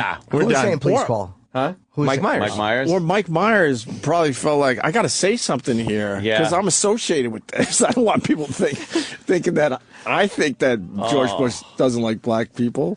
Oof. that is an amazing clip. That was good. That is just Mike Myers. I wish he was the type of guy you could ask about that. Like he's such a. He was a bit of a boring interview. He is a we had him bore on as far once, as and we had to go goes. over the top for him. Remember, we had to have a whole green room with all sorts of shit. It was for that horrible Guru movie. Yeah, and he had a specific rider and all this stuff we had to get, and then it turns out he didn't even fucking have any of it. No, he was all right though on the show. He was a bore. He was all right though. He was nice, but he was just boring as all fuck. It was pretty dull. You would think, he was going to be a little more dynamic than he was. Right. That fucking Guru movie was so bad. Oh, dude, that clip is just. Mike Myers looks like he's being held hostage, doesn't he? Yeah. Like he's in North Korea or something, and he just knows he has to do this thing. Oh, holy fuck, that is. Oh my God. And Mike's like, what are you getting me into, man? I'm just trying to give my time for a good cause. What are you doing? Fucking great. And then Kanye coming back. George Bush doesn't like black people. Doesn't care about black people. Because after he was done with his initial rant, which nobody could tell when it was ending, Mike Myers was probably like, okay, out of the woods, the worst part's over, I'll just finish the teleprompter. I'll finish what's written there, I'll say the number, and oh no. What's he saying? Oh, no, not again. Oh, this is much worse. I love it. It really is some good shit. Hold on a minute. We got someone that has a question here. Hi, who's this? Hey, it's me. It's Lady Di. How's everything? How you doing? I dreamt about her last night. Did you really? Wet dream? No, I dreamt Out your about ass? Lady Di, that me and Kenny went to some kind of an event like you were having, and no one had showed up for it. Wait, is this Jim Norton? Yes. I know, surprising to hear me here. Why would I be on the radio? Doesn't she say that every time? Who do you think was talking? Jim Norton, right? Yes. Very good. Okay, very good. Well, I'm saying I had a dream about you last night, that it was some kind of a weird event. Because, and you were there, and like you'd have to walk into this. It was an indoors, but there was an area of a tent, and you'd have to walk through, and there was like the Lady Di story, but no one had showed up, and we were trying to figure out why no one had. I swear. Oh my God! And I wound up. This is true. Before I went to bed, I sharted, and I didn't get any on my pants, but I sharted before I went to bed, so I had to swipe out my asshole. Hold on a second. And then while my dream is this, and then I dreamt that my manager Jonathan was there, and that Jonathan and I went to a rest stop. And when Jonathan took a shit, he got shit all over his shirt. And he's holding up his shirt because he had rolled. Oh, my. Why am I mad that this dummy can't do radio? She can't. And then he had Quiet. shit on the front of his white shirt. On the front? Really? Yeah. I don't know what. That was That's the weirdest crazy. dream. Wow, that is odd. Yeah. Thank you for reminding me of the dream of my manager shitting on his shirt.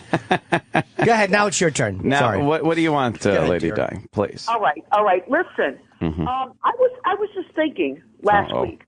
All right, wait, hold on. Okay, like Howard Stern made a movie a long time ago. That movie, Private Parts. That was really? a Howard Stern movie? I heard Really? about that. What was it about? Well, it was about Howard Stern, obviously. Oh, really? Oh. But wait. How many natty ices have you had so far? Do you really want to know? Yeah. 2. It's 8 o'clock. It's 8 in the morning. What time did you get up? Actually, I was up since 6 o'clock. Did you crack one right when you woke up? No. I That would be crazy. I would just lay. I just laid there and, relaxed a little bit. And around 7 o'clock, that's when I woke up. And then you popped your natty ice? Yeah. Now just listen to me. I was just. Why are you up so early? Yeah. I'm always up early. Why? Why am I up early? Ask the question. Oh, my God. Oh, yeah. You want to play today? You guys want to play today? I do. All right. All right. Keep track of the bell every time she answers a question with a Wait a question. minute. You're not letting me And then let's go with the ridiculous. We are not letting her Absolutely. finish. We're not letting you finish. You've been talking for 6.5 hours already. Jesus. All right. 6.5 hours. What are you talking about? That's 2 bells. It's a question with a question, and it's literal. Okay, Right. cool. She needs a beer. Shut up, you. Who's that Uh-oh. guy? Yeah. Well, that's my roommate A talking. lover's spat? Now, listen, Wait, can we talk to him for a second? Can we talk to him for a second? Can we talk to him for a second? What's your roommate, like Can a we robot? talk to him for a second? Yeah. Yeah, what is your roommate, a robot? No, he's not a robot. Okay. Now, yeah, but how come you? Who are you living with? Matthew McConaughey? He's not Matthew McConaughey. McConaughey. So why is he saying you need a beer or something? What do you have him hanging upside down like a bat? No. Okay, good. Thanks. All right, go ahead. So why was he saying you need a beer? Because he was just asking, do I need a beer? Oh, he's asking if you. Why? Oh. He should know. You've already had 1,800 this morning. Sure. I did not. 7 o'clock in the morning, she needs a beer. Ah, see, he's yelling 7 o'clock in the morning. You need a beer. In the background. Now listen. Who is that? Barack Obama in the background? No, it's not Barack Obama. Oh, we thought it might be. All right, go Can we ahead. talk to that guy? No. The hostage? Wait. Listen to me. Uh-huh. Sorry. All right. Now, I was thinking, you guys have been on the air for a long time. You were in Boston a long time ago. Lady Di. I was just Lady Di. What? Can we talk to that guy for a second, please? No, you can't. All right, then we're going to hang up on you. No, you're not. Just for one minute. Hold on. Thank you. And then we'll get to what you want to talk about. Bill, they want to talk to you. Yeah, I don't know. All right, hold on. Who's that, Bill, the mayor of New York? What? Bill de Blasio? You living with the mayor of New York? Say that one more time. That's Bill de Blasio? You live with the mayor of New York? Holy shit. No, I don't. Oh. I don't live with no mayor. I thought you did. Okay. Hold on a second. Hold on. All right, you fucking mokes. Jesus Christ. Lummox. Jim, Hey, how you Hey, doing? what's Bill, up, how are you, buddy? Mr. Screw, right? What is the deal with Di and the beers this early in the morning? Sir? Bill? It's called alcoholism. Yeah, huh? Do you join her in a little cocktail this early? Excuse me? Do you join her in having a little cocktail this early in the morning? All I do. Because, Every once in a while. Yeah. Now- I get up early. No. I get up early like I'm going to work and, I'm retired. I got a lot of money and I drink so much coffee. I get coffeeed out and I sit down and have a beer. Nice. Nothing wrong with that, sir. Absolutely. How do you By know Lady 7:30. Di, Bill? Oh, excuse me? How do you know Lady Di? Oh, no. You want to hear it? I tell you what. We do. Yeah, please. I'm going to make your ratings go fucking sky high. Oh, nice. Oh, Let's cool. hear this. Click. I want 5% of your ratings. Sure. Sounds great You to got me. him. That'll still How do you be know zero. Lady Di? No, I tell you, I want 5% of your ratings. Okay, you can All have right. 5% of our ratings. right. Yeah. They're going there, I think, in February. Yeah. And I tell you what, I ain't signing no piece of paper that I'm going there for nothing. You're not going to be on the air. Okay? Oh, you're coming in February. That's great. Okay, great. How do you know? How do you know Lady Di? No, I ain't going to say nothing for nothing. How do you know her? How do you know Diana? All right, fine. All right.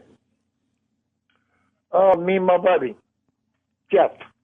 Jeff? Well, the ratings are going sky high. You're right. Absolutely. Oh, wait. Just listen. They don't listen, Bill. They better listen to me. They don't want to be in trouble with me. We're listening, Bill. Go ahead. listening, We don't Bill. tangle with you, Hope he Bill. beats Lady Di. My buddy, Jeff. There's a bar. Figures. It's got a laundromat right behind it. It used to be a pizza parlor. But they turned it into a laundromat. Me and my buddy were down Jeff were washing clothes. Uh-huh. Okay? Okay. And we're drinking. We're not drunk or nothing. Just having a couple of beers, Sure. washing clothes. And met her. Would she come up to you guys at the bar? No, I went up to her. First thing I said. I said, you Oh, have no. cigarettes. No, something like that. I don't know. So anyway, Now, what did you say to her when you walked up? Did you put a quarter in and try to ride her? See how long you can hold on? say what? Barfly. Well, what did you say when you walked up to her?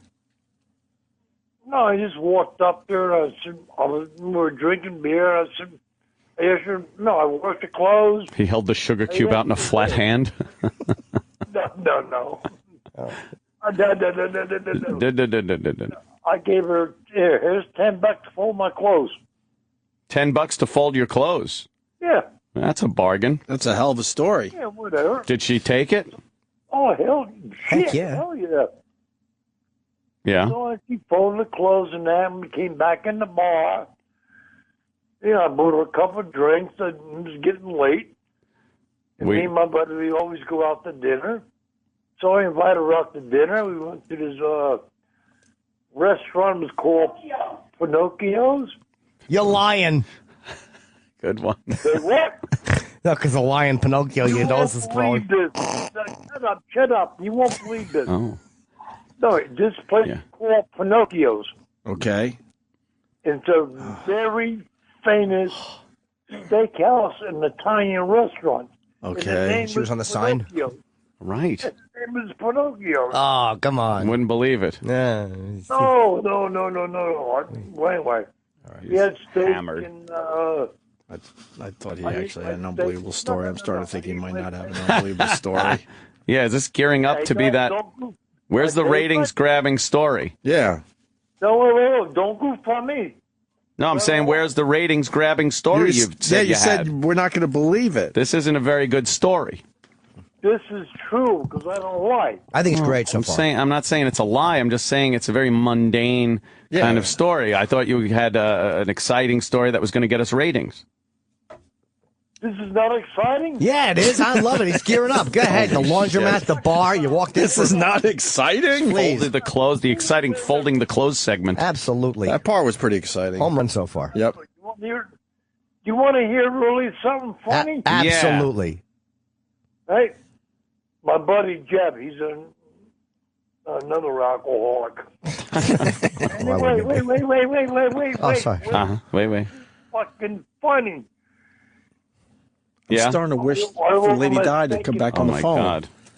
And then what happened? I ordered him a steak and mussels, okay?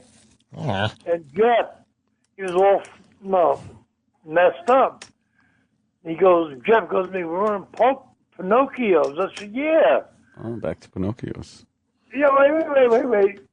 I'm waiting. You can pork outside in the back. This is what the cop hears before he slaps the cuffs on. The clowns and everything there. It's like a little circus. Uh-huh. He leaves the table, walks out in the backyard, gone for like 15, 20 minutes. What was he doing? Looking for the circus. Oh, boy. Good stuff. Come on, that's crazy. Good stuff. No, that's how funny I am. That's real though. Fuck. He left. Then he comes back down and sits at the table. The steak in goes there. on. He goes, Bill, I don't see no circus back there.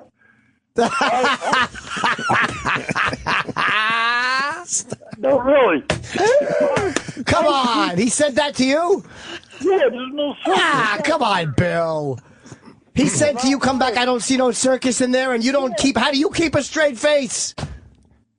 Say what? How do you not laugh when he says that? I'd have been cracking up all over the damn place. I did. I was spilling all over the place. I couldn't even eat. I was laughing.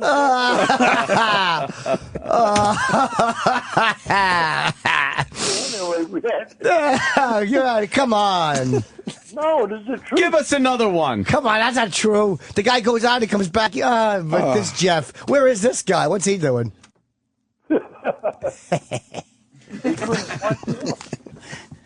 He what? He couldn't find the circus. Good story. Oh, even better the second time. Oh, this Jeff, what's this guy doing? Just wait, Diana, get out of my face. Speaking of circuses, yeah. Oh God. I told him that. The projects, that's what was back there. No, there wasn't. It was not back there. Diana, sit down. You're drinking. Backhander. Sit down, you're drinking. Sit down, you're drinking. Yeah, exactly. Tell her to stop standing up. Did you ever have to hit Diana? Did you ever have to hit her? No. Have you ever wanted to? You ever have to shake her? Yeah. No. Wait, so why is she living with you, Bill? Because she did me a big favor. What'd she do? None of your business. Oh, come on, Bill. This What is could probably she better. possibly do? No, I can't say this. No, She suck on your wee-wee? What? Does she suck on your wee-wee? You pecker. No. Fudge, yeah. Yeah. No, I'm still married. I don't cheat on my wife. I'm still married. What? Where's your wife? Huh? Where's your wife? My wife? Oh, she's living with her mother. Why, if you're still married? Yeah, by law, but we don't live together. Oh, what happened? Yeah. Yeah, well, I don't want to talk about that. None of your business with my wife. Well, Me and Diana, no, excuse me. Me and Diana, you want to know something, but I'm not saying anything with my wife. My wife is not involved in this type of situation. Sure. Okay? So we'll leave that alone. I didn't say she was. Yeah, Diana said that. I was saying, Diana said that. What? Yeah, Diana said that you two have sex, though. We do what? That you two have sexual intercourse. Yeah, she said she gives you oral sex and stuff. Yeah. You gotta be. She said she puts you on all fours and eats your dumper. Yeah.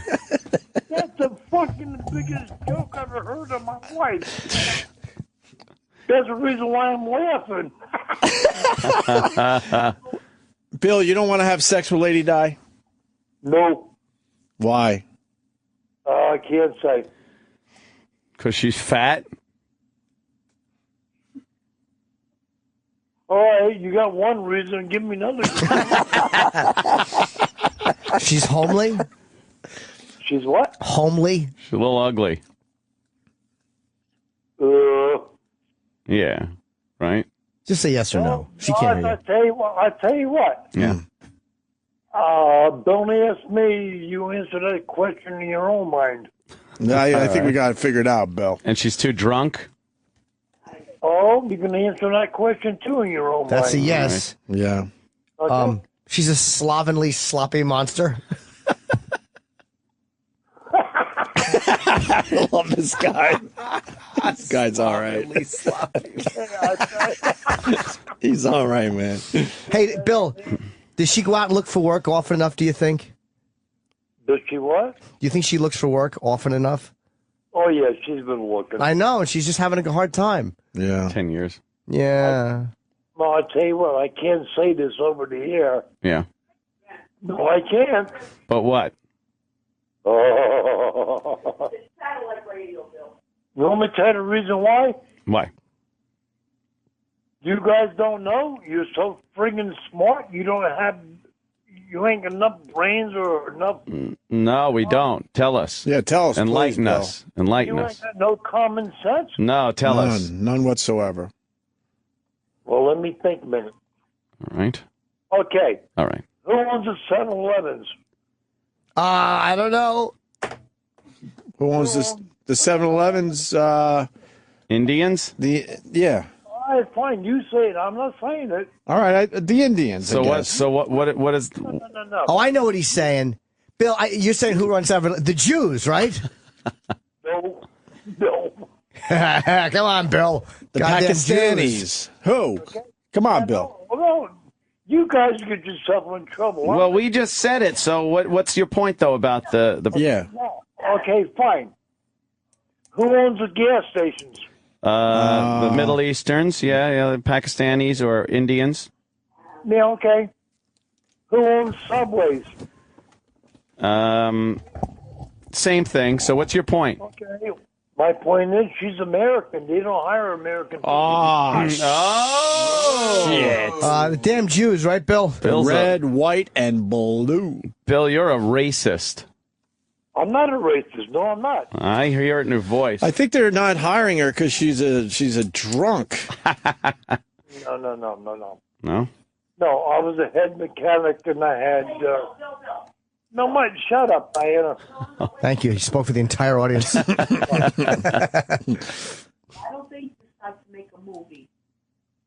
What's this movie where you... Oh, my God. All Could you right. imagine Let's get Lady Di back on being the phone. in this fucking apartment listening to this? Broadcasters and stuff. They can make a movie about that. Tell her to shut up. Yeah. Come on, Bill. Toughen up a little. Backhander, Bill. Yeah. I say, no. Front hander. Shut up again. Shut up. Go back and drink your beer. Yeah. Tell her to go back and shit in her own hat, Bill. Get out of here. Yeah, get out of here, you fucking lummox. No. Anyway, I'm on this. I don't. Whatever. Yeah, get out of here, piggy. Right? Whatever. I was a head mechanic for a big corporation. Oh, cool. Oh yeah, I made a lot of money. Fuck yeah. I had 157 varieties as mechanics. And I'm not racist, I'm not prejudiced, whatever it is. I was never brought up that way. Oh. Sure. So what is it about the Jews and blacks that bothers you, though? Excuse me? What is it about the Jews and blacks that bothers you? I mean, we know you're not prejudiced, but what is it about those, two groups that bother you? You know what I'm saying? Oh, really, tell you the truth, nothing bothers me. Oh, all right. Oh. I like this guy. I care less. How about that? All right. I care less. Nothing bothers me. Well, good. The only thing that bothers me, you step on my toes. Uh-oh. Especially if it's your roommate that does it. Yeah. Fucking chop your foot off. Flatten them out. Yeah. No, what bothers me is somebody steps on my toes. Yeah. I'm going to step a lot bigger back on you. Oh, you're a tough guy, yeah, a bunch huh? of toes being stepped on. You're a tough guy. No, my father brought me up that way. When Racist? You're right. When you're wrong, you're wrong. Uh-huh. When you're right, you stick up for yourself. When you're wrong, you admit that you're boring. Exactly. Oh, that's boring. So you want me to do? Break the guy's face or something it should never be done? Boring. Something tells me it wasn't a coffee morning for Bill. Yeah, I have I'm drinking coffee now. Be more funny. Oh, don't lie. What are you having, whiskey? I don't drink whiskey. What are you drinking in your coffee? 8 o'clock coffee. What do you got in there? What booze are you drinking today? I don't drink no booze. Never did. You having beers? Excuse me? You having a couple of beers this morning? One. All right, should we get Lady Di back on the phone? Yeah, why don't we do that? Thanks, Bill. Hey. You guys, we had guys at work that listen to you. Oh. They listen to Howard Stern and everything. Oh, boy. Yeah, right.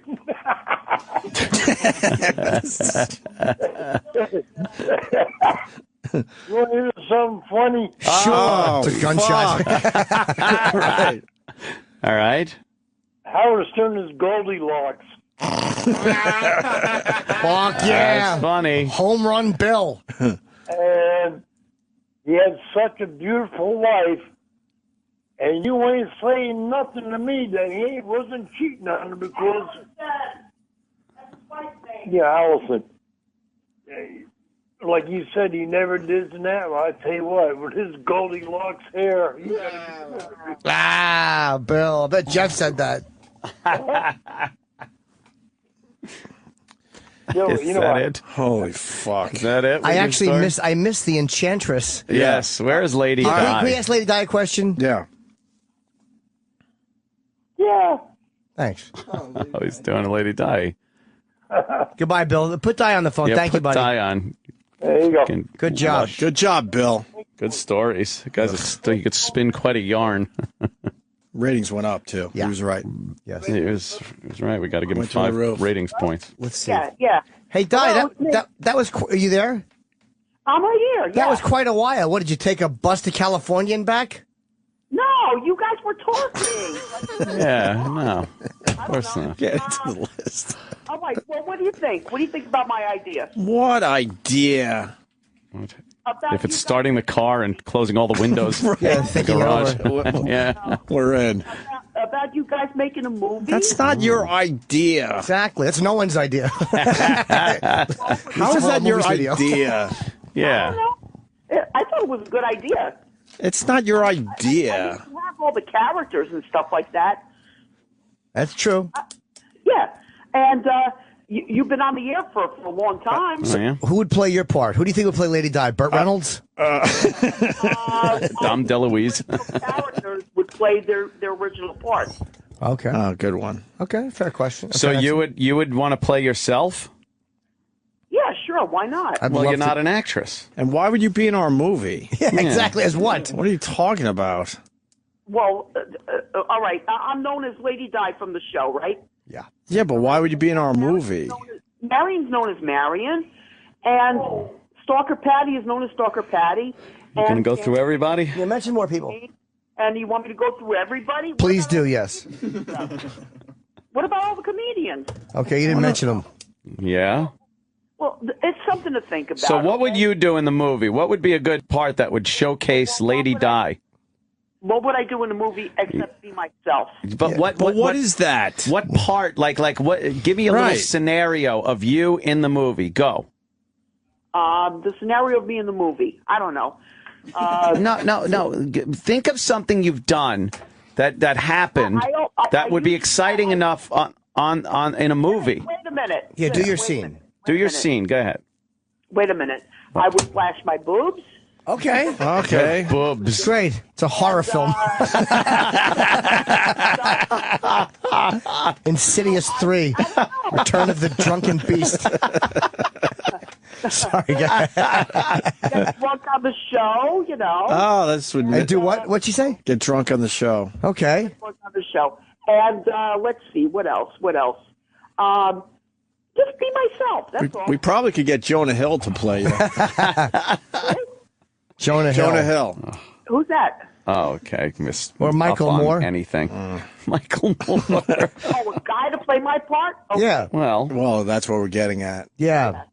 You don't have a hint of femininity in you. Not at all. You beast. Oh, that's a good idea. Lady Di, how about we reenact for the movie the time where you squirted some kind of liquid out of your vagina when you were standing here? When I had to go to the bathroom? Well, no, you came. No, you had a discharge, remember? Remember you had a discharge? Looked like something off of Cake Boss. That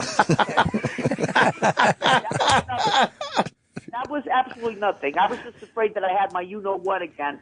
What's your new what? You know what? Yeah, what's What your is you that? know what? My period. I thought I had it again. My God. Awful. When did you stop? When did you stop having it? Smells like she has a fucking pot of pennies in her underwear.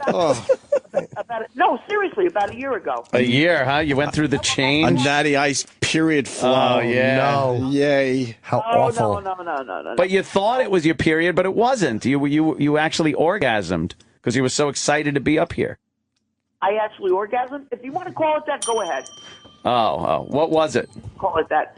No, it was just a clear discharge. That's all it was. A clear discharge. Yeah. That's because it's been a while since I've been on your show and everything like that, and I said, uh-oh, and I actually thought it was my period starting up again. So you came in your pants because you were so happy to be on the radio?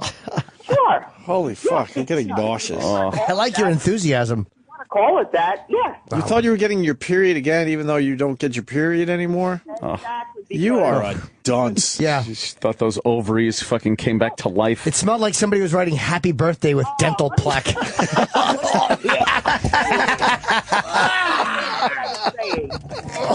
months I didn't have my friend. 4 months I didn't have my period.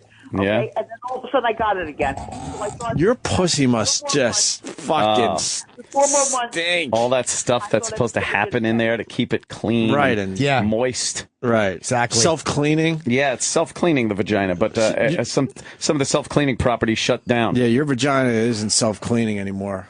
How did you know that your period was done? I get checkups all the time, so. Yeah. Probably Bill when he's looking for his keys. Feel bad for that. Or his shoes. Feel bad for that gynecologist. I go to my. Can you imagine being the gynecologist that has to look at Lady Di's snatch? Fake sickness every time you know it's her appointment day. Right. Yeah. She's not used to being told herself to put her feet in the stirrups. He's got to wear a hockey mask. Guy on the saddle. Seriously, everything was okay that day. Everything was okay that day, okay? Yeah. Tommy, everything was okay. Oh my God! How did you know your period was done though? What tells you the kid is no more? What tells you? Yeah.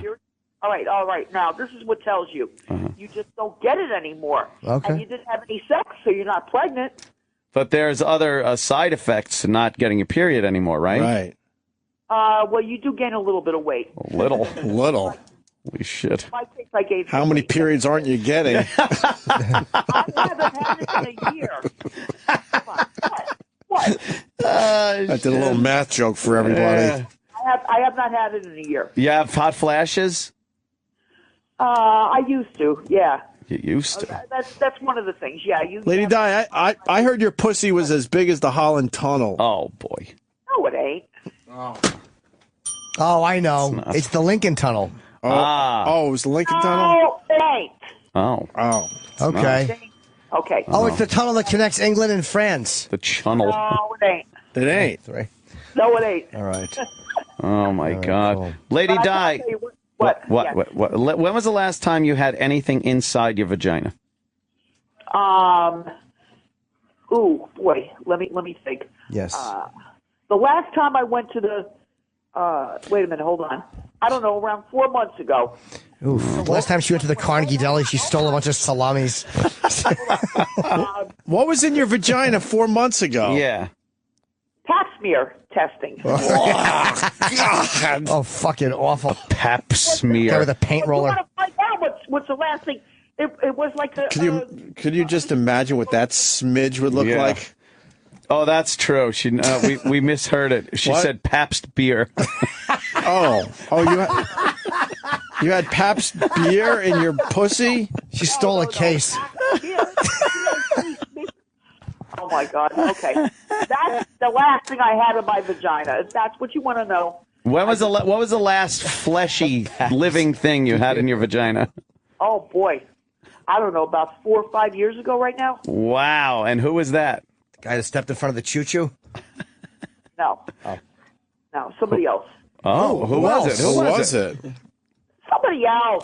Who was it? Where'd you meet him? Doesn't make any difference. Where'd he go?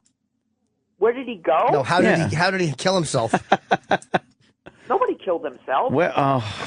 Where did he go? Why don't you see him anymore? Yeah. I don't see him anymore. I don't see this person anymore because I have no desire to see him anymore. Why? He wasn't a good fuck? Did he get sober? I don't know what he's doing right now. Oh. Why did you hook up with him? Yeah, how'd you hook up? You had to pay your cable bill. Somebody tried to fix me up with him. Marion? Well, what do you mean someone tried? You fucked No, it him. wasn't Marion. It was not Marion. Don't blame Marion. Was it just one date? Yeah. You gave it up on the first date? Yeah, you're a trooper. Will you listen to me? Sure, yeah, sorry. what? You One slut. date lasted 3 days. What? One date lasted 3 days. It's called a bender. Yeah. Right. So Matter of fact, it had to be over 4 years ago. Uh-huh. Well, 5 years would be over 4 years ago. Sure. Yeah. Right. Yeah, it had to be over 4 years ago because we were not even living here back then. We were living in another. Fascinating. Outdoors. Uh-huh. So you had sex with him the first time you met him. Are you like that? You're that kind of girl? Yeah. Hold on a second. Dominic is here. Dominic. Who's Dominic? Never mind. Who's Dominic? Who's Dominic? Our landlord. I mean, not our landlord. Our super. Uh-oh. Oh, no. What does he want, you think? Is Bill in trouble for having wildlife in the house? Oh, no. The no pets policy is getting Bill in trouble. You have a pet cow. What, do you got to pay the old rent with a gulp and a burp? But anyway. Yeah, okay. Why is Dominic there? He's walking outside. It's the super across the way. Look, jerky. He's walking outside. All right. That's all. Why'd you call Bill and tell him that Dominic's was he wheelchair bound yesterday? No, he knows. I just told him. Okay. Why do you care? Why is this such an alert? Yeah. Right. Why is it a big deal that Dominic's there? You behind on the rent? No. Little bit? We just paid the rent yesterday. So what's the problem with Dominic? I don't know what the problem is.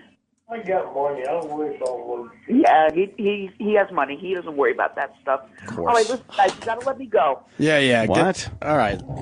We got to go. The movie idea. We got to go. Yeah, we get the whole thing. Bye-bye. The movie. Bye, honey. Bye, honey. Ugh, Bye. Bye. honey. Oof. A bear talking about honey. Yeah. She's got bees stinging while we're talking. Her snout. Jeez, what a nightmare. Holy shit. Can you imagine being in that house? Oh, my God, no. Just two babbling idiots. Just Although yapping. Bill was all right. Bill was fucking hammered. But he was all right. He was telling his boring stories. You didn't think it was a good story, He Ant? tells no. No. Die to shut up, which I like. I like that part. Yeah. Where's Sam? We got to read the list. Young Sam. Yeah, we also... Yeah. Oh, yeah, that whole thing. So that. The apology. Yeah, it's the perpetual apology. Yeah, fucking Richard Sherman. We're going to get into the whole Richard Sherman thing after the break. Yeah, I got played. And of course he apologized. Of course. That's the. I don't blame him, but of course he apologized. What was the list? What did we get out of Lady Di? Well, we learned a lot about it. These were questions that she answered like they were legit. In all sincerity, Right. we found out that she had not been talking for 6.5 hours. Oh, 3 minutes into the conversation. Right. Okay. Her roommate is not a robot. Okay. I was wondering about that for so long. Her roommate is not Matthew McConaughey. Okay. Her roommate does not stand upside down like a bat.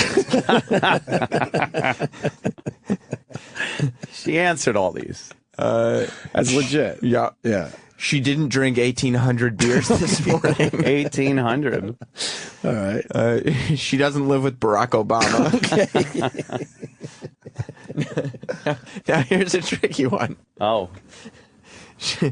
She lives with a guy named Bill, but he's not Bill de Blasio, mayor of New York City. Oh. See, I missed that part. I'm glad I got the answer to that. While we were talking to her roommate, she didn't take a bus to California and back. And finally, we found out that her pussy is not as big as the Lincoln or Holland tunnels or the Channel. Or the Channel, right. Wow. That's great. We got the facts today.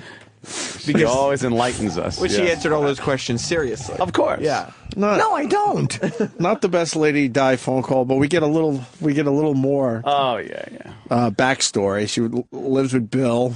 Yeah. Got to speak to Bill and Dominic the super. And Bill also seems to be suffering from alcoholism. Yeah. Well, he says he doesn't really drink, though. Well, he sounded like he might. He sounded pretty wasted. Yeah. Could you imagine it's that 8 Lady in the morning. Di? Well, now it's later, but I mean, we took her call around 8:10. She was already 2 beers in at 8:10 in the morning. That pudgy face of hers trying to put on her bedroom eyes. Oh, God. The perpetual Dinty Moore stew stain in the toilet. Just rust stains from her poo, just wearing away the porcelain. It's always liquidy, too. Oh, yeah. Always. You think she has healthy bowel movement? No, it's always a drunken beer shit. Oh, how many times from the bathroom you think Bill hears, Bill, I need some TP. Right. Some more TP. They're just constantly yelling to get more toilet paper. Yeah. You need to wipe more. Yeah. What a disaster. God, I would give anything to walk through that house. You probably could if you just wanted to. We should walk through that house. Sure. Jesus. What the hell's going on over there? Finally bring back cribs. Yeah. Could do that. Yeah. Stalls. Of course. All right, we were gearing up to talk about Richard Sherman. We'll do that next, including some of the other great rants from other celebrities. Ooh. And we'll do the Nancy Grace thing. What Nancy Grace thing? That's a good one. Nice mashup on YouTube, which is making the rounds. Pretty funny. Talks about weed. And then Madonna. Madonna got herself in trouble as well. So every day someone's getting in trouble for something. And they're always saying they're sorry. That's what you got to do. But you don't, though. Like, Phil Robertson didn't. I mean, like, he said he was sorry it offended people, but he stuck by what he said. Sure. One of the rare occasions that he didn't say sorry. Yeah. And then what? Then you say sorry and everything's okay again. Like, how fucking sensitive is everybody? It's insincere. Ridiculous. Well, take a look at these choppers. It's the last you're going to see them. Oh, shit. The falsies. They're not falsies. They're veneers. So tomorrow I'll have much whiter teeth? The temporaries. Now, why can't the temporary just be the teeth? Well, because they're artistically made. I know, but why? I think that's a whole scam. No, it takes a long time to make them. I think it's a scam. They can't make them on site. So why do you need temporaries? Because you got your teeth. I think it's a scam to get a second fucking bill from you. Here's what they got to do. They take an impression of my teeth the way they are right now. Got it. Then they got to file down some stuff. Got it. And then they take another impression because that's what the new teeth are going to adhere to. Right. Can I ask you a question? Are the backs of your teeth any different because your tongue is always pressing against the back, making the N sound? Yeah, they're worn. It's worn away. It's so worn from the N-word. Use of the N-word. The back of your teeth, you can see out from them. Holy shit. It's got bay windows now. This is funny. See, so then they have to send all those impressions and everything to the place that actually makes the laminates. So and that takes a while. So it takes why do you need fake weeks. ones then? Because you don't want to walk around with filed teeth. Oh, they got to file. Yeah, they got to like. When are they going? Are your fake teeth on now? No, I go today. Oh, today's the big day. I hope there's a power outage because of the snow, and shithead has fucking filed sharp little teeth. I have to walk around with half filed teeth. Oh, that sucks. So tomorrow starts the. Tomorrow I will come in and have temporary front teeth. How looking forward to this are you? I can't wait. I'm not going to sleep tonight. I know. I'll be here at 4 o'clock. I'm going to show up early. I'm all nervous. Just watching the clock. I'm all nervous. I went to another dentist yesterday. Yeah? For the hummus tooth. The great hummus disaster. The great hummus disaster. Yeah. So now I'm on to an oral surgeon where they do that X-ray. Oh, the one that spins around your head? I've never had the spinny X-ray for teeth. They get like the entire, it's like almost a 3D image. Well, I was eating hummus. I got to run through it again. I broke down a big piece of my tooth just falls out. That hummus is tough. Sure. So then I get a crown. And then I got some significant pain after the crown. So my dentist, he figured out how to get another bill in him. Because he probably knew at the time that I needed a root canal, but he went crown because he doesn't do the root canals. So he gets his money. Right. So then I go back, and I like this guy too. And I go, hey, man, the tooth with the crown, it hurts. He goes, well, you got to get a root canal. I'm like, well, thanks. Because I don't have dental. We don't have dental. No. No one has dental, really. Pay for all this. So then I go to the root canal guy. Oh, he says it's a perfect root canal. Still fucking hurts. Go back to the dentist. He goes, well, maybe we got to grind down the teeth because maybe the bite's not right. Okay, let's do that. He does that. That still hurts. Well, you better go back to the root canal guy. Go back to the root canal guy. Fuck are you going he goes, to? you know what? I'm going to file down the tooth a little bit more. That should give you some relief. Files it down. A little relief. Still hurts. You bite down on the blue paper and go, grind. So then root canal guy's like, I don't know, I'm at a loss. Let's move you on to the oral surgeon guy. It might be a fracture or something, or you might have to go in and cut the root from the fucking base, or we do a reverse cavity fill, it's called, where they actually go in from the top and fill it in that way. Fuck that. So I go to this guy yesterday. I go in this office, and one of my pet peeves in life that drives me fucking insane. Did you see how I just sat up to tell you this? Yeah. When you go into a new doctor's office and they go, can you fill this out? And it's form after form after form. Same shit you filled out at the last doctor. It drives me absolutely nuts, and I can't control myself. This one actually asked for my nickname. What? I'm like, why do you need my nickname? Oof. And it was exactly. like, did they say that you're not allowed to write that on the form? And it was the detail they wanted, my schooling, my boss, my crazy. Do you know the address of this place? I don't. So now I have to Google up the address. Do you know the business phone number? No, I don't know that either.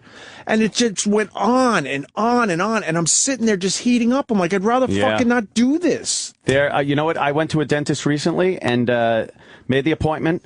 They email a confirmation and all the shit. All the forms? So I sat at home. You sit at home, just filling it out on your computer. Beautiful. You email it back to them, and then when you go in, you have nothing to fill out. Right. It's like all fucking done already. And even just looking at your insurance card, what number's the group number? Which one is the member ID? I know. It drives me insane. Do you get confused about what's the group number and what's the member? Because it's a different terminology they use on your card and on the fucking form. Dude, and I start filling it in so hard. hard that the pen goes through the paper. That's how frustrated I go. I go nuts over this. You know, shit. I keep a photo of cards in a special little folder on my phone. So you don't have to go through your wallet and try to find everything. That's smart. So you got I got credit because obviously your phone, it gets lost. It's got the password. No one really breaks into your fucking phone. You could disable it. You could wipe it out from your computer. So I'm not afraid someone's going to get it and get all the information. Right. But between pictures, contacts, and everything else on there, there's sensitive shit anyway. And we talked about it. If someone comes up with the app where you have all your fucking info, but then the doctor's offices, they got to be in on it, where you go, oh, you want my info? Boom. Here you go.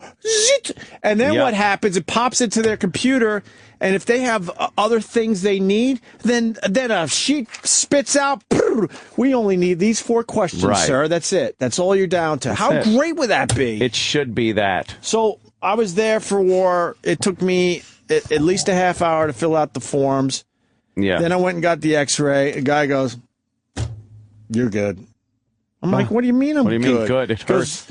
He goes, it looks great. He goes, it's a great root canal. There's no infection. He goes, I'm at a loss here. I'm like, what, are you fucking calling me a liar? Oh, shit. I actually said that. Oh, shit. He goes, you probably have a microfracture, and eventually we'll have to pull the tooth, but I don't want to do that now because I don't see anything really wrong. Goes with here. the micro penis. I have a microphone. So what happened then? I just got to fucking deal. It's not pain. It's just I notice the tooth every fucking day. Yeah, yeah. But anyway, and then they go, that's $350. Sure. I don't care how much fucking money you make. $350, really?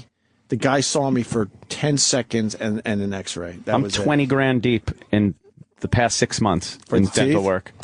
20 grand deep. But they did everything, like pulling out all the old silver fillings. And putting in the white fillings so you don't see it. But that's worth it. It's that, and replacing caps and bridges. And one of the first things I did when I finally got money was get rid of all that fucking silver in my mouth, man. I haven't done that. I don't have a few cavities. It's the best. Is it bad for you to have it in your mouth or no? Yeah, they say it's not good, but I think it's over time too. Your teeth are more apt to crack from it because it's put in there under crazy pressure. Right. That shit, and your teeth are more apt to crack if you have that. Just cosmetically, it made me feel cosmetically better. it's better. Open my mouth, it's all pretty much white. And I love the fact that I could eat fucking hot stuff, drink cold stuff, and nothing. It's fucking great. And that was a problem over. Really? Yeah, that was getting sensitive teeth. Yeah. You just weren't going to the dentist. No, I wasn't. It wasn't rotting or anything, but it was just, not taking care of the fucking fillings that were there. Guess who? Did I tell you when I went for a clean? I go for cleaning every 6 months, whatever, and whitening, and because of the coffee. And the nurse told me I had really good gums, and I've heard that before. Yes. And I loved my compliment so much. I was like, what'd you say?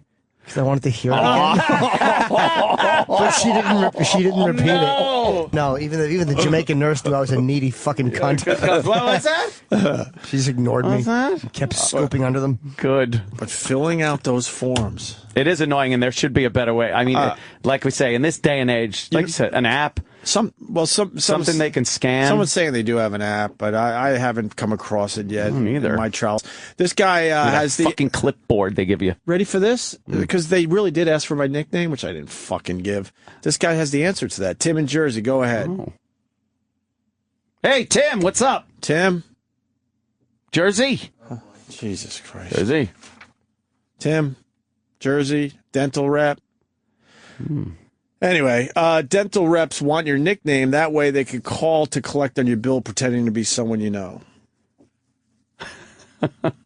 Seriously? You think that's why they're asking for the nickname? Yeah. It's like, hey, is Opie there? Right. And then someone will be like, oh, of course. Yeah, hold on. Sure. Well, wait one moment. Yeah, I'm Opie. I know, you could still just hang up on If him. someone called me up and goes, hey, is Horsecock there? I would know I didn't know. Right, Horsecock. Did you see Nicolini the other day? It looks like she was fucking being held hostage. She what? On what? What's going on? What happened? Who's this? Nicolini. Who's this? It's Tim. What? Kendall. Did you see Nicolini, your ex, on TV? She looks like she told him off a bad night at doing two with some big black Negroes. What? What are you talking Are about? you the sir? dental guy? It says dental rep wants your nickname so they can call. No, I was calling because I was telling Opie that they ask for your nickname so they can call and make believe they're your fucking buddy because you don't pay your bill and then get you on the fucking phone. That's what they do. Okay. Hey, Johnny, pay your fucking bill. That's what they do. All right, good. Thank you. And Jill Nicolini doesn't look that great these days. Oh, is that what he was saying? I haven't seen her look bad. I haven't seen her. I haven't seen her in a while. I saw her on Fox News. Yeah, she looked like a deer in the headlights, man, the other morning. She looked like she just got gangbanged, and she did like...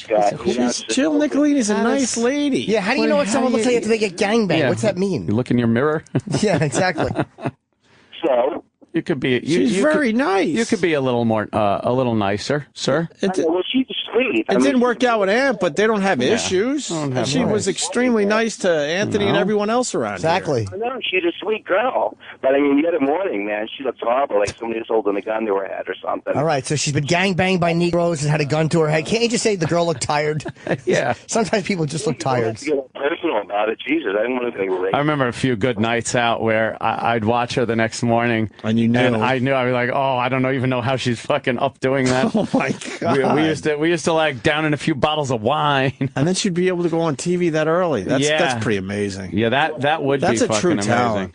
When she popped you for all that laundry bill, and I was like, what the fuck? And then I realized I see her every morning. I've never seen the same fucking outfit twice. So it all made sense. Yeah, a good closet full of Looks clothes. like someone likes Jill Nicolini. I know, right? You're a fucking stalker, dude. Keeping tabs on her. Jesus H. Christ. So? No, it's just, Whatevs. No, she's Fuck yeah. All right, hold on. Melanie in Philly wants on with Tim in Jersey. Melanie. What's up, Melly?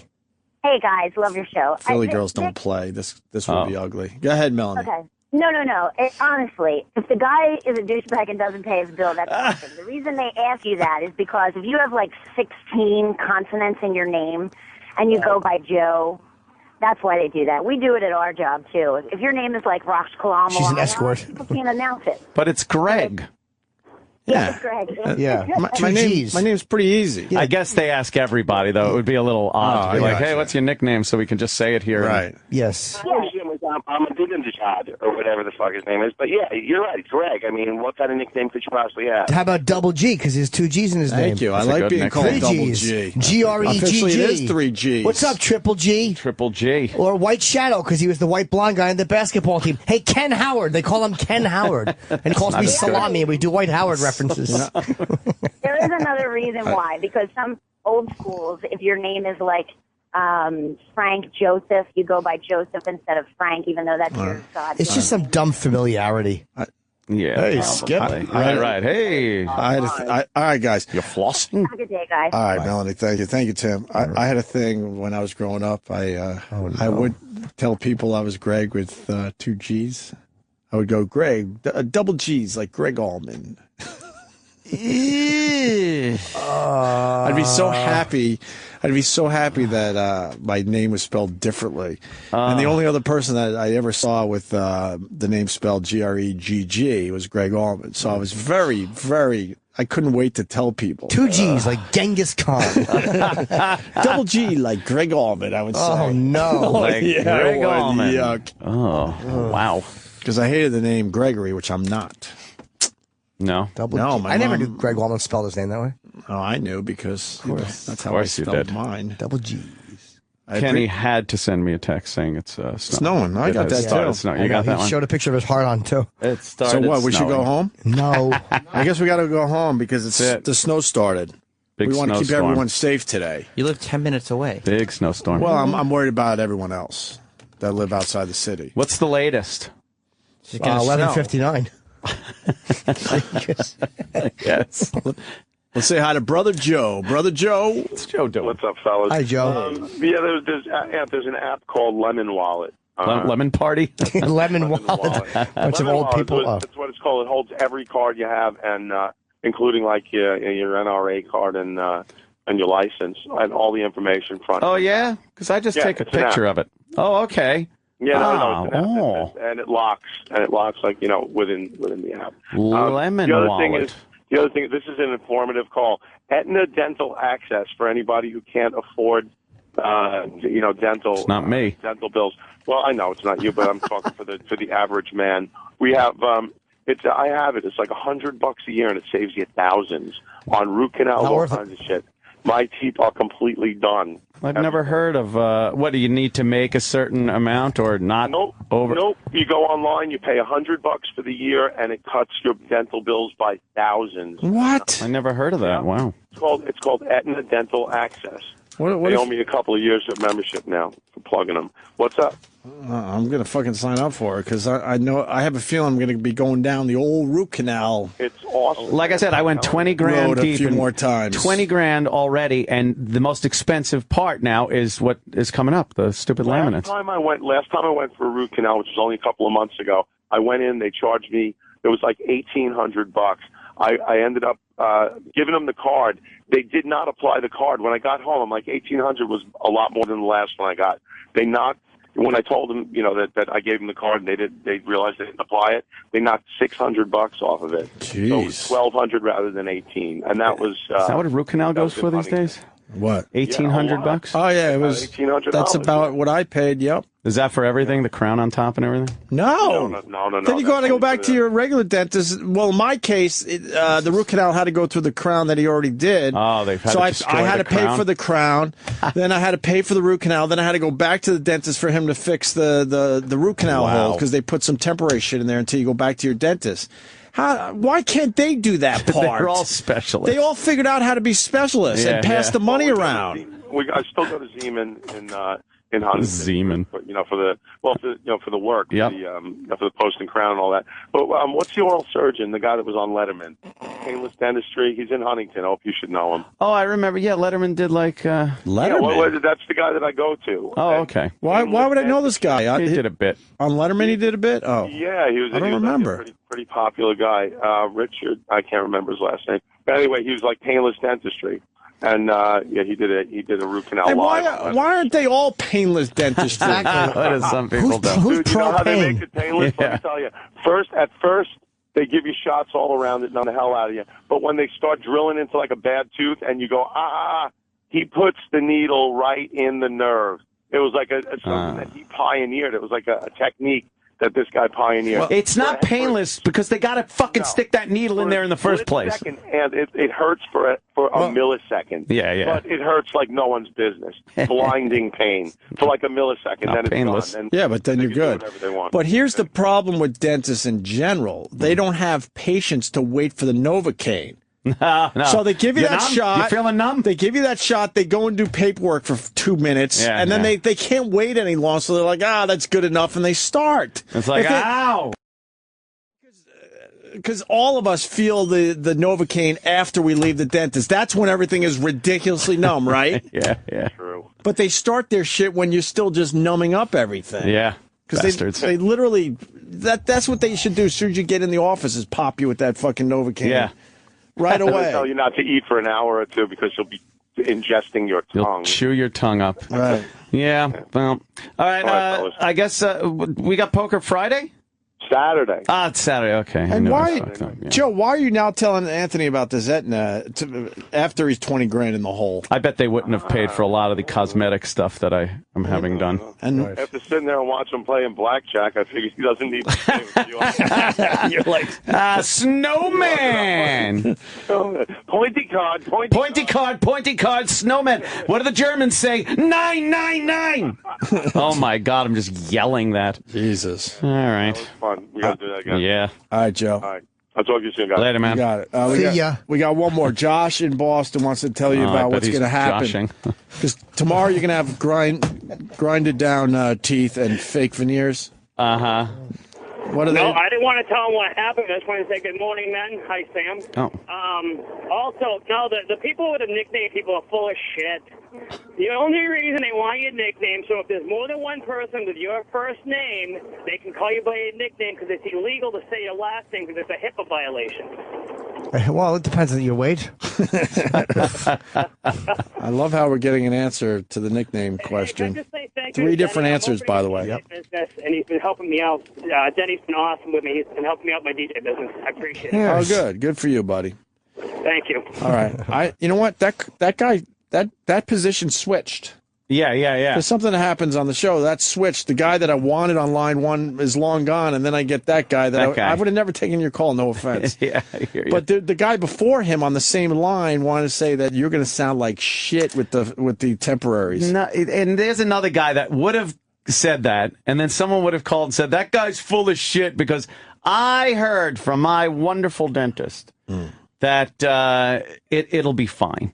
Okay. It will be totally fine. They're not going to fuck with anything. The backs of the teeth. So it's not going to be like this. Fucking chippers. Nothing wrong with sounding like that, man. You just sound like you're busy. That'll be great. It totally destroys my fucking radio career because I end up not being able to speak properly. Oh, I love that. You're biting you bit the tip of your dumb tongue off. It's not affecting other guys. Dumb tongue. And it's not affecting other guys that came before us. Exactly. Howard and Imus are both sounding a little funny. Oh, speaking of Melissa Harris Perry, did you see the Marines thing yet? The Marines thing. I'm calling it the Marines thing because I don't want to give it away. Give it away now. Yeah, you got it right there. All right, just play that. This is our pal from MSNBC that has a going on. The blubbering woman? Yeah, the Newsbusters. Watch what she does now. Well, if there is anything that is quintessentially American, it is our military, and their goal can be seen in their very mottos. The Army's "This will defend" or "Semper Fi," always faithful for the Marines. Semper Fi. Semper Fi. She said Semper No one Fi. has ever said Semper Fi. No, unless they were like, how much does Semper cost? She said Semper Fi. Can you go back? That's how she says it if it doesn't cost anything. Semper Fi. See, it's free, but she can't talk right. I know, but it's not with the R's. No, it's not. I sure went off half cocked there. You sure did. That was a real bim.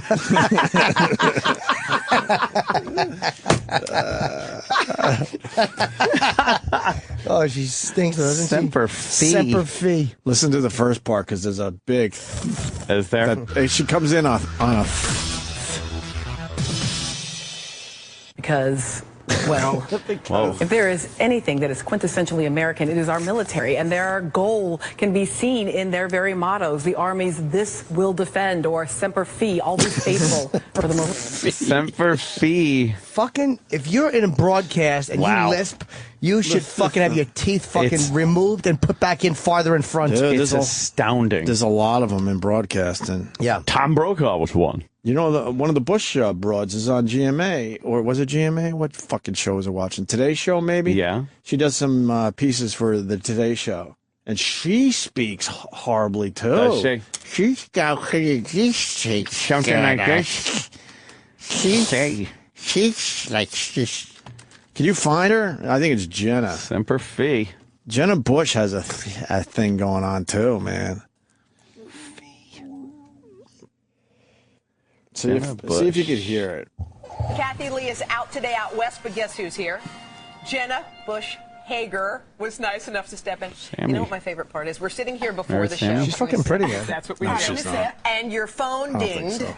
Or buzzed. She's pretty? And what did it think say? she's not my bad. mother, who's watching, Hi, Mom, wrote me, of course I have to put in the password, wrote me this. What does it say? Just breathe, take deep breaths, and go into Zen mode like Dad did before the debate. She has an Mom, for you, I'm underbite. going to do a yoga She got a little underbite thing going on there. Zen mode like Dad did before the debate. Zen mode like...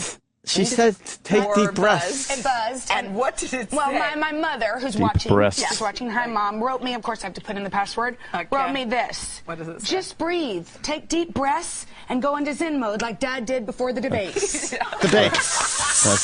all right, Mom, for you, I'm going to do a yoga breath. Isn't that fucked I up? got a little trouble there. What's that? What's that? She might just be nervous. No, man. Does she talk like that? all the time. She's kind of cute, though. I think she's Was she the find her partying one? cute. I'm not She the one sure. that used to party? Remember when that Jenna, the Bush girls were always in fucking some shit? Underage drinking and shit? Yeah, it was great. She's not bad looking. No, not at all. She's all right. You know. She's just all right. I think she's rather lovely. I think her sister is better looking. She reminds me too much of her dad in the mouth, which is kind of kills it. But yeah, you can definitely tell that she's George Bush's daughter. Last night I just had the fucking urge out of nowhere to watch the Miss Teen Delaware fucking porno movie again, porno clip. Remember when she was fucking getting fucked from behind and then yeah, it was come on pretty her hot. face. I was looking at Twitter and she was tweeting something about how the highest mountains are no obstacle for, and I'm like, let me watch her fuck. Speaking of big mountains, I like to put my dick between them and come right in the valley. She's always got these fucking tweets that are all very spiritual and uplifting, inspirational, and it inspired me to watch her getting fucked from behind by a moose cock. There you go.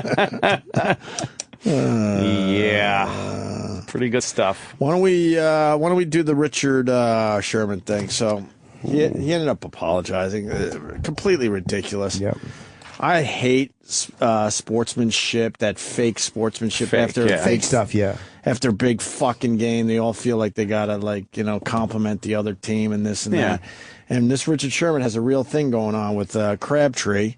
And Sherman makes an amazing play, and it puts the Seahawks. Look, it's everywhere. It puts the Seahawks in the fucking Super Bowl, and just a mere minute later, Aaron Andrews is talking to the guy. You gotta be feeling like, yeah! He's out of his fucking mind. He made the play that gets his team in the Super Bowl. They're at home in Seattle, which is a crazy fucking atmosphere to begin with. Where was the pass to? Was it end zone pass? Fuck yeah! Can I see it? Did you see this? No. He made an amazing play.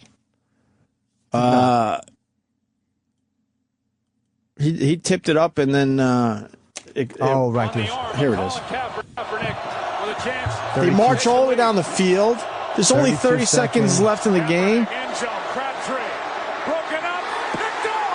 Oh man! Wow, yeah, big that one. is pretty important. That was play it right there. That was it. Big one.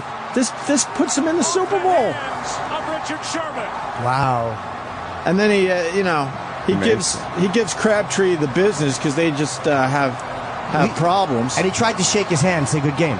Did he? Yes, he ran over to him. He hit him on the ass. No, but he was being a dick about it. Yeah, he was being a dick. He was being a complete dick about it. But then Crabtree shoved him in the face. Yeah. Crabtree's like, get your shit away from me. Fuck Miss you. Crabtree. They don't like each other. No. And then So he did the choking sign. He didn't mean the handshake. Trust me. No one likes that. That choke thing. He didn't mean that at all. Let's see, how close was this pass to being called? I don't think it was. Oh boy, was that a catchable pass? Wow, that was. That was a catchable You really pass. think? Oh my God, yeah. It was right there. I mean, it was an amazing defensive play. Dude, that is right up to him. All right, you're right. It's right up there. Wow, that's fucked up. fucking That's how the game ended. pass. It was Yeah. a great fucking game, man. I was all in watching that one. Dude, that was right And then to him. Crabtree, because now Sherman's talking shit, so Crabtree fucking pushes him with his left hand. Of course, you're not going to the Super Bowl now because of that. And you did it against a guy that you don't like. So it was a perfect fucking storm. So Aaron Andrews gets to talk to Sherman right after the game, and most of us have heard the rant by now. I have not heard it. But let's just play it. Richard, let me ask you the final play. Take me through it. Well, I'm the best corner in the game. When you try me with a sorry receiver like Crabtree, that's the result you're going to get.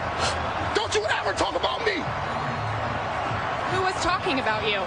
Crabtree, don't you open your mouth about the best. Or I'm going to shut it for you real quick. LOB. All right, and Joe, back over to you. Why do they bail out of that? These fucking assholes. No, I think he laughed. Oh, sorry. He made his point, and he was like, I ain't dealing with your dumb questions. I'm out of here. That's the rant? That's the problem? Bow your heads! I guess. That's the one. Travis, of course that's the one. Who made I'm that saying, point? I guess, meaning that it shouldn't have been a problem. Who made that brilliant point? Someone on Huffington Post. What a great because again we're such a bully obsessed just country of sissies. Right. Someone on Huffington Post said, "How would this generation handle Muhammad Ali?" Right. Yeah. Who did nothing but talk shit. Right. Yeah. And that's sometimes okay to do in sports. And Isaac Saul. Isaac Saul, okay. I love that shit. Even if it was against my team, I still would fucking support that. That is real. That's real emotions coming out after a huge fucking game. Here's where I like sportsmanship. After two guys fight in a ring, there's a weird thing there. Like when they actually both have this weird bond, like when two fighters hug at the end, it's like they've just fucking slugged it out. No one in that arena knows what they just did but those two. There's a weird bond they seem to kind of share. Right. But here's the problem. Most people hated it, right, Travis? Twitter exploded. There was a lot of racist stuff on Twitter. Right. People couldn't handle it. People couldn't handle that Richard Sherman was having a fucking real moment after an amazing play. That's great. He didn't like Crabtree. Crabtree doesn't like him. Right. And then, of course, you fast forward a couple days and you got Richard Sherman apologizing, which is just like, he doesn't mean any of that. He doesn't want to have to apologize. It should have been able to just sit there. Why did he apologize, Travis? I think his coach talked to him.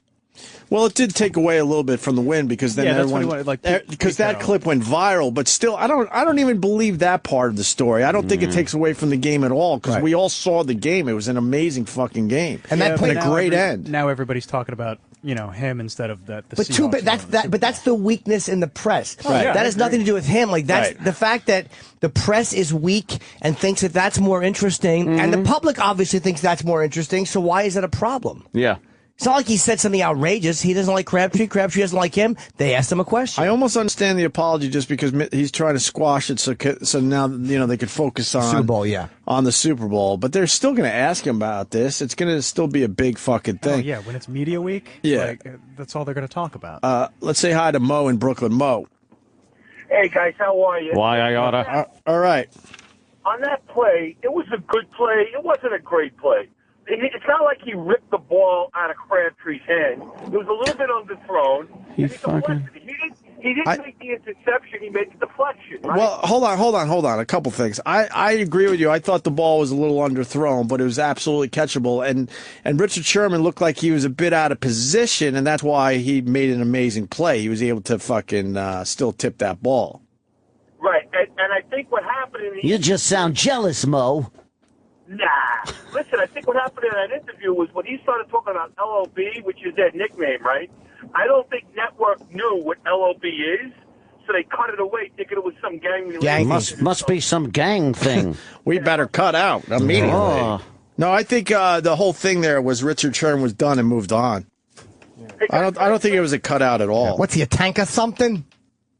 Hey, listen, last Monday when you guys brought in, I listened to last week's show. You guys are doing the whole thing on reality TV. Yes.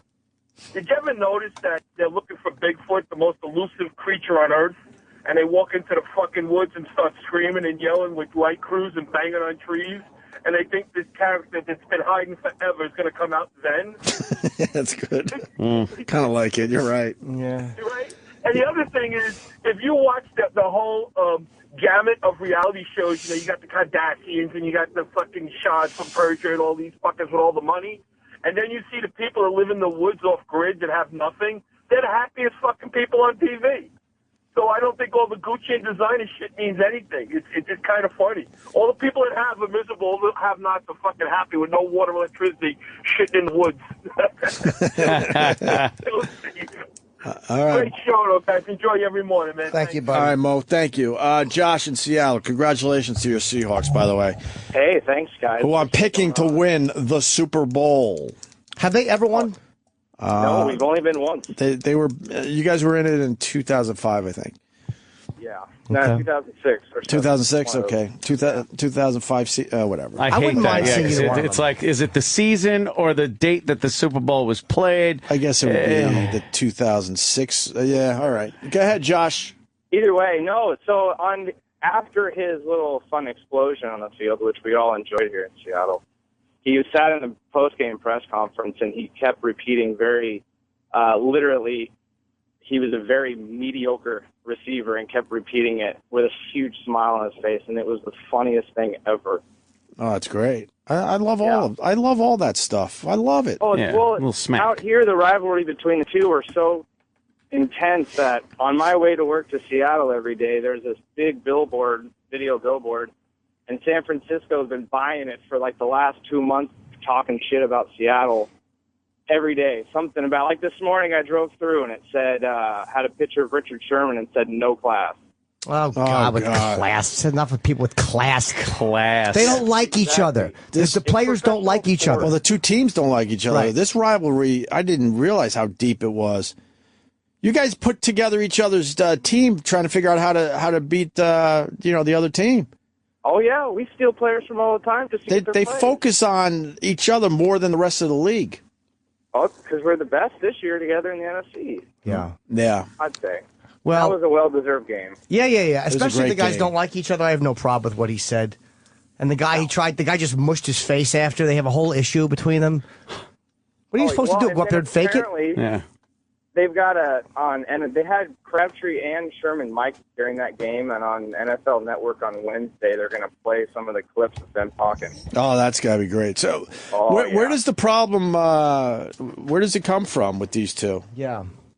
I think it's just cornerbacks and wide receivers in general, and I think they were in college together and just kind of started during that time. I mean, you're competing with each other the whole time. So it goes way back. Oh, yeah. All right. Thank you, Josh. Hey, thanks, guys. He doesn't know. Hey, thanks, guys. He doesn't know. He has no idea. He has no idea. He's up there just rooting for the Seahawks. Right. He has no idea. Thank you, Travis. We got what is this? His resignation. Oh, Travis is handing out some papers. Apparently, his resignation. I gotta go. Let's say hi to Kyle in Alabama. Okay. Oh, real quick, the reason Sherman and Crabtree don't like each other stems from a charity game they had earlier in the season where Sherman was trying to shake Crabtree's hand and talk to him, and he sloughed him off and walked away. Oh. A charity game? What's that? They do little charity events the NFL Players Association do those charity events at the beginning of the season. Oh, you said charity event. I thought you said charity game. I'd never heard of them actually. Oh, no. Yeah. Oh, charity event. Okay. Yeah, and that's where it came from. He went up to shake his hand and talk to him and stuff, and Crabtree just blew him off. And right. He vowed. He said, there's an article earlier. He vowed to make him pay for that or embarrass a bunch of people. So then it becomes a perfect ending to that game. Just amazing. Right, that's where a lot of that stemmed from. But I was wanting to see if y'all seen that. They made like a it's like a F parody video of the Richard Sherman interview with like Mean Gene Oakland. I don't know if y'all I saw it. You want to play it? It works as an audio bit. Yeah. So, thanks, Kyle. Hey, and Jimmy, I'm coming Thursday to see you. Thanks, Kyle. See you in Atlanta, buddy. I'll be at the Punchline. I'm kidding. Jesus. Thank you, Kyle. Yeah, Jimmy's going to be in Atlanta this weekend. Wednesday, Friday, Saturday. Very Some of nice. the shows are sold out already. So. Very cool. Check local listings, which means nothing. This is what he was referring to. Oh, yeah. The greatest intercontinental champion of all time. Well, I'm the best corner in the game. When you try me with a sorry receiver like Crabtree, that's the result you're going to get. Don't you ever talk about me. Can I ask a question, Macho Man? Don't you open your mouth about the best. I'm sorry about that. LOB. They faked that. Yes, Chip. That got put in after. Yeah, they did, Chip. Somebody did that. It's okay, though. Don't be mad. Bunch of bull turkey. Bull sugar. Bull sugar. Barkhad Adbi will be in studio next. Barkhad Abdi. I think it's Abdi. Yeah, I think so. Barkhad Adbi. From the boat movie. The boat movie. The guy from the boat movie will be in next. So, and we'll do more rants from famous people after the interview, and the Nancy Grace thing, and the Madonna thing. Yeah. All right. The Opie and Anthony Show is back on Sirius XM.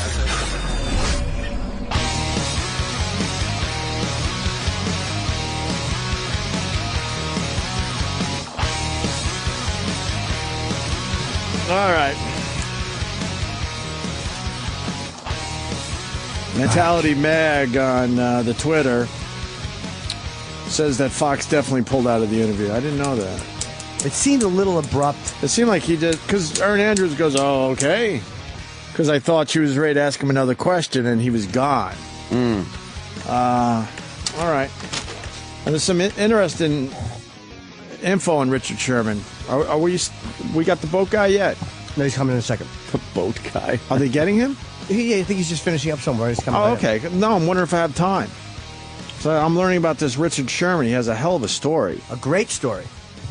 He's 25 years old. He's from Compton.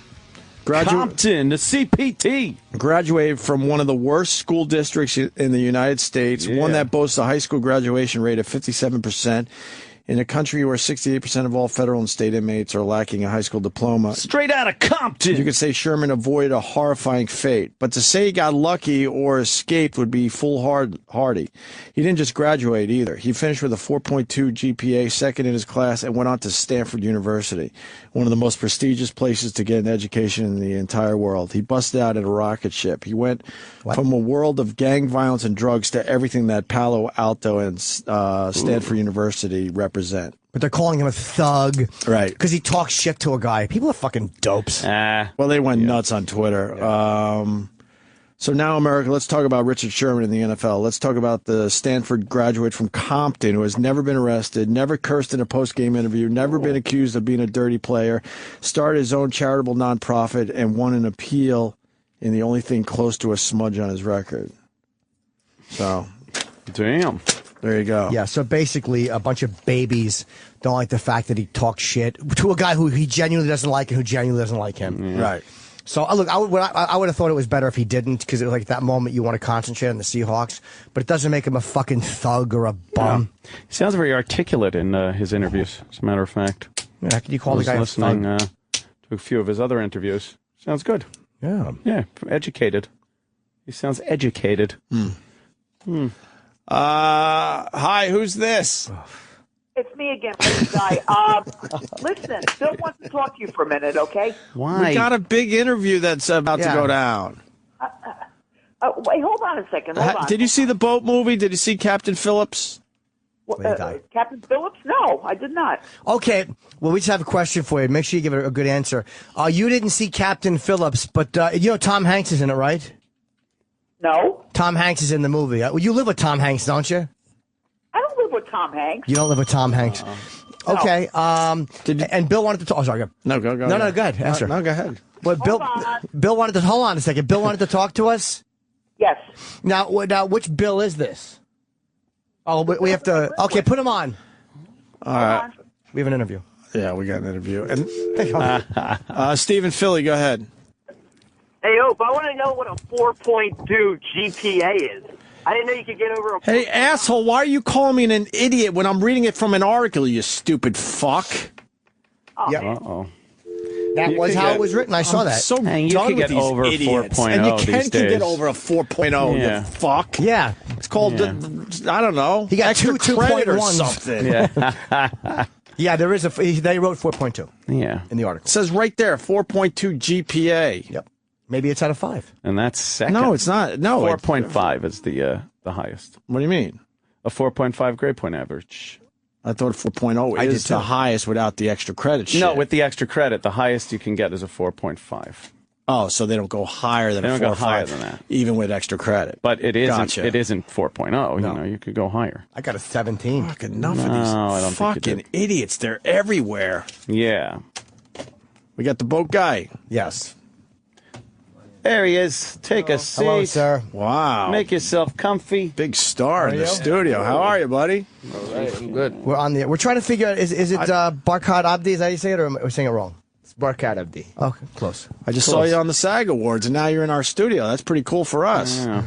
Making all Not the, so cool for you. A bit of a drop off, but making all the Thanks for award having show. me. No problem. yeah, right on, man. How are the award shows? Pretty fun, or? Yeah, it's fun. It's fun. You meet a lot of different people, and Yeah. it's amazing. Are they? The people seem to be drinking a little bit at that SAG Award thing, were they? Yeah, Yeah. people was having fun. A little tipsy. That's cool. You it's an amazing story. You're driving a cab in Minnesota, right? And now you're nominated for an Oscar. I mean, how did you get this gig? There was an open casting call in Minneapolis, where I live. Tom Hanks film came on TV, so I decided to go there and give it a chance. Wow. What'd they have you do? Just read some lines, or Just read some lines at first, and after that they gave me a script. They assigned me to a character. So Wait. We got to slow down. That's just an amazing story. I know. Were you doing any acting before this? no, That's what I'm saying. So there's an open call for a Tom Hanks movie in your city, and you go and you get it, and you have no acting experience? Yeah, there was That's mind-blowing. Yeah, that doesn't just happen. But what made you go, I'm going to try out for this? You know, I loved acting. Right. I loved acting, and I decided to go there.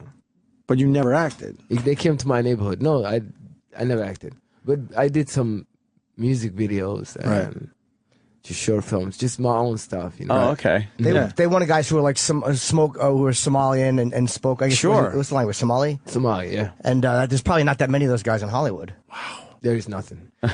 So, you grew up in Somalia. How accurate is our impression of it compared to what it is? Is it as bad as everybody says it is, or as dangerous? In Somalia. Yeah, it's dangerous. Piracy. Yeah, it's dangerous.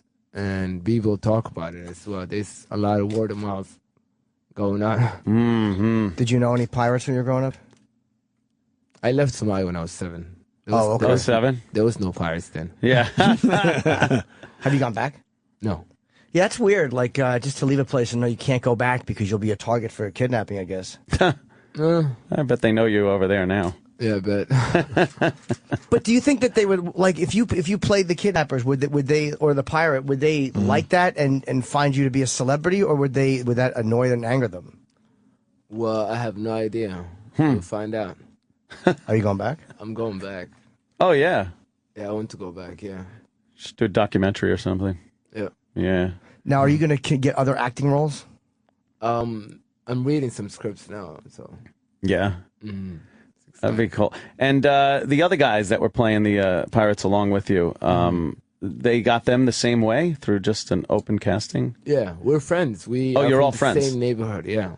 Wow, that's so weird. So man. after the first day we did the auditioning, the second day, when we came to audition again, they told us to be part of a group.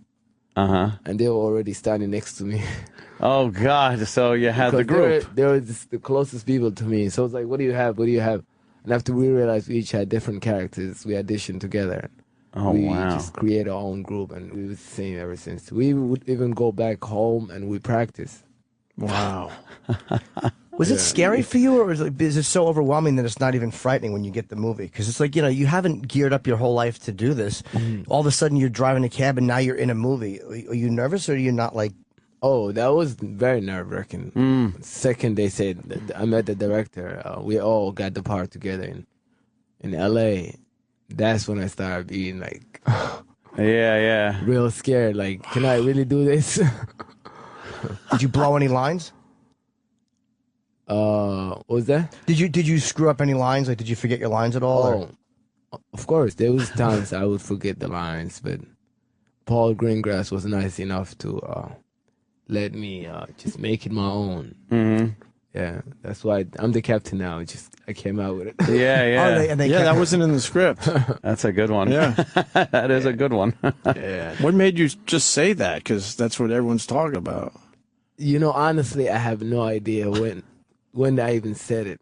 Right. That's the crazy part. Like, I don't know what cut was it. Like, right. The first take, the second take, no idea. But it just popped out. Didn't that make it into the trailers too? Oh yeah. It was huge. That was like the big one. That had you'd heard about the story when it happened, right? Yeah, I remember the story, the actual story happening. Yeah, on TV. Yeah. And like, was it just kind of okay, that's happening, or did you kind of pay attention because it's kind of from where you're from, or? Yeah, I paid attention. It was because that time there was a lot of piracy, but that was the first piracy on American ships. So yeah. Did you have to do any research on the guy that you played? Did you study about him? Yeah, all I seen from him was when he's smiling. Oh, okay. When he gets cut and he's smiling. That's right. Yeah, he did that smile, like, Yeah. Well, he was the lucky one. Yeah, that was like, there's a joke Somalians made about that, saying that that's how fast he made it to America. That's kind of good. Yeah. Wow, it is an amazing story. And do you find that he's a sympathetic character somebody to be liked or pitied, or do you just see him as a common criminal? You know, he is a criminal, that's for sure, but I understand, you know, like, why? Because he lived in a country that had nothing. Mm-hmm. No government, no work, no school. And he sees this as his only chance. Right. So it's like a gangster that we understand why he is a gangster. You know, rather than someone that had chance or, you know, reasons to be a good person or, you know, better their life, but they choose the wrong way. Right, right. You're saying a guy like this had only really one way to make it, and that was it. Yeah.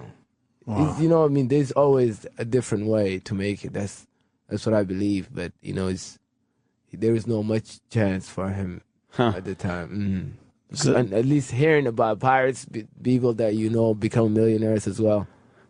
Yeah. They were kind of around people that had made a lot of money. Through the piracy. Another amazing thing, you didn't meet Tom Hanks until your first scene with Tom Hanks, right? That's right. Were you nervous? All of a sudden he walks in the room and you're like, holy shit, that's Tom Hanks? Yeah, that You're was, shaking your head. No, you weren't nervous at all. No, I was very nervous. Oh, okay. That was the scariest scene for me. Yeah, because they decided to not have you meet him until the scene was being shot. Yeah, that was, you know, real nerve-wracking, and I had to become the character. Yeah. I had to become the character. But were you sitting there as the character going, oh my God, that's Tom Hanks. I've seen him in a million movies. Deep down, yeah, that's why I wasn't really looking at him, looking past him. But, you know, that's when they say cut, I was like, I can't believe I'm making a scene. Yeah. Okay. What was the first scene you shot with him? Was it yeah, because you guys have a bunch of stuff together. What was the first moment you actually shot? On the bridge. Oh, it was the It bridge was when shot. you actually meet him? Yeah. Oh, they shot it in kind of chronological order. Yeah. What do you think they need to do to fix Somalia? Because it seems like it's almost an unfixable situation. There's, like you said, no government. It's just lawless. You know, it's just change the people that's claiming to be in law and order right now, because it seems like this greedy people, you know, the people that only care about their own pockets, and they blame other people for that. So there is the innocent ones. Yeah, there's no real investment in in the country. It's the warlords and crooked leaders that just kind of grabbing it all up. And you were there long enough to see the war break out. Yeah, and you talk about how you and your brother would see the dead bodies and you know, we heard the gunshots when we sleep, and you guys could recognize what guns were being used just by the shots you heard. We can, yeah. The distinctive sound of the AK-47. Yeah. Yeah. You can tell. Yeah. Yeah. Wow. How did you make it to America? How did that work out for you? We came to Yemen when I was 7 years old after we witnessed a whole year of the war. We made it to Yemen because my dad was a teacher in Yemen. Mm-hmm. So we came there and we lived in Yemen for another 7 years. Oh, wow. Then we found the American visa lottery. Wow. With the American visa lottery? What's that? Yeah, it's a lottery visa, you know, that's done by the American embassy in Yemen. Really? I'm not sure it's only Yemen, but yeah, it's done in a few other countries as well. So, you know, you just fill it out and you see your chances. Wow. So every year there's certain people that... A winner. Oh, you've had two amazing things happen. You win the visa lottery and your first movie's with Tom Hanks. Yeah. That's pretty cool. So how has the woman situation been since you've been in the movie? Have you noticed that you're doing better with women than you did before you were in the movie? Yeah, I started realizing that. Yeah, no shit. That's got to be the best part of just instant fame. Yeah, is the fact that the chicks now are paying attention to you. Yeah. All of a sudden. All of a sudden they like you. It's amazing. Do you have a girlfriend, or are you just kind of, mixing around? Yeah, no girlfriend. No, just different. Yeah. No, I understand. I understand. What are you going to do if you win the Oscar? Have you thought about it? I can't even think about that, honestly. I'm still shocked by the fact that I'm nominated. Right. Yeah, that's insane. Pretty cool, man. Have you seen the other movies? Like Jared Leto and the other guys who are nominated? Oh yeah. I've seen Jared. Jared Leto is amazing. His film Dallas Buyers Club. He's amazing. He's a friend of mine. I like it's all Hollywood now. Yeah. He's a friend of mine. Yeah. We're pals. Friend of mine. Yeah, he's cool. What kind of music videos did you do? So my music videos. I did some hip hop. Yeah. You were in the videos. You actually did. You Nope. did. Mm-mm. What did you do? I was behind the camera. I was the cameraman. I was the editor. Oh, you're not a musician. Yeah, so you've been interested in film for a while. Yeah. Who do you want to play next? I don't know. I was just good stories. I want to narrate good stories. Yeah. Are they only giving you like scripts for Somali guys or like other things now? Is it only guys that are? Actually, I have some Nigerian script now, so I'm practicing the African accent. Oh, no, I don't even know if anyone would notice in the United States. Who'd be like, oh, that's not a Nigerian accent. 'Cause we're all like, I don't fucking know. Yeah. So a Nigerian. That'd be good. Mm-hmm. One of those guys that write the emails that say that you won $10 million and you just got to send them your bank account number. Yeah. Yeah. Did your family didn't have like the poverty issues that like a lot of them? If your dad was a teacher, at least he had some kind of a steady work in Somalia, right? In Yemen. In Yemen, yeah. What did he teach? He was a teacher. He teach science and math. Yeah. Were they strict with you growing up or no? Yeah. Yeah. He was strict. Religious? Religious, yeah. I mean, religious was there, but he was more strict in school. I had to study all the classes of next year in the summer. Oh, Ugh. wow. Yeah. Is Yemen more fun than the United States? I would say no, right? You know, it's different. You know, I was a kid at the time, and the only fun to me was playing soccer. Yeah. Yeah. Do you chew that? What was it called? That stuff, cat? Is that what it's called? They chew it in a movie too. It's this. Oh right, yeah. I didn't know they had it in Somalia. It's cat. It's it makes your gums really red and it's supposed to get you. Right. What exactly is it? I know it fucks the whole country up. It's really a good drug. It's caffeine. It's a lot of caffeine. Is that all that is? Yeah, it's like an amphetamine. Yeah. You know, it just keeps people awake and they talk and yeah.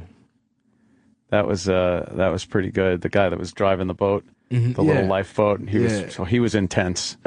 He was crazy. Mahat. He just kept eating that stuff and he was a fucking nut. But doesn't it make your gums bleed or something? Like because you see all those smiling pictures. There's so many of those guys from Yemen that have like really red gums around their teeth, and it's from chewing this drug all day. Yeah, in Yemen they overdo it. It's how the Yemen you think like the whole nation doing it.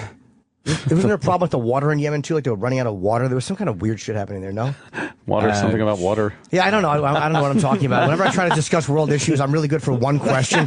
Like here's where I lost it in the interview. When I walked in, I said, "So you're from Somalia originally?" I was correct on that. And after that, I have no idea what I'm talking about. After that, I'm just unraveling. We really are terrible at this. So was Tom Hanks nice? God, 3 idiots we are. So how was Conan to be interviewed? Let's talk about better interviews. Sam told us you were rapping and the other things. We thought you were like a rapper. Oh, Sam, what do you know? You did say that. Well, good luck, man. I mean, you're. The Blu-ray comes out today. Yes, the Blu-ray. Captain Phillips Blu-ray is out today. We got it in our hands, which is very cool. And the movie was excellent, and I wish you luck with the Oscar because that's quite an amazing story. It's a great story. But you'll have a great career now because Timothy Hutton was nominated for his first film in Ordinary People, I think, and then he's worked ever since. So you'll have a lot of years of work out of it. Your next movie should be Your Story because it's pretty amazing. Yeah, I know, what right? You've been That's through a good already. story. And you're only 25. My God, 28. 28 now. Okay. Yeah. All right. Well, best of luck, man. Thank you. Nice to meet you. Thank you so much. It's out today, and again, how do you say the name? It's Barkhad Abdi. Yeah. Good luck, sir. Thank you. Thank you. All right. After 20 years of broadcasting excellence, Opie and Anthony have created a show that doesn't allow a moment to be missed. So don't. Catch what you didn't hear or listen to it all over again. The Opie and Anthony Encore, starting at 11 a.m. Eastern Time, 8 a.m. Pacific Time, and all throughout the day. Only here on the Opie and Anthony channel. It's real. Leave your penis alone. The Opie and Anthony Show is back on.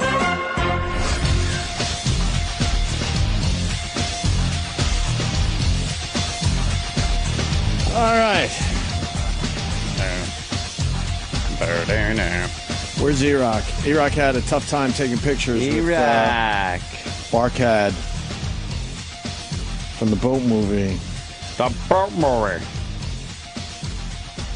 Yeah, he comes in with the camera after every guest we have. And then today I noticed with everybody, he takes the picture and then he goes, wait, one more. Right.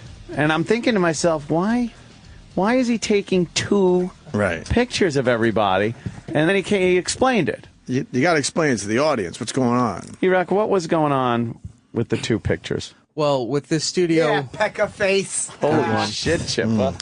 Well, with the studio being, mostly glass and mostly black wall covering, some guests don't photograph well in this studio. You're saying that perhaps the darker levels in the photo kind of blend into each other. That's what happens, and it throws off the flash. The flash doesn't know what to do. So really black guys? Yeah. Real dark black guys, there's a problem photographing. Yeah. I've heard this, though, from even Hollywood directors. They have to make special...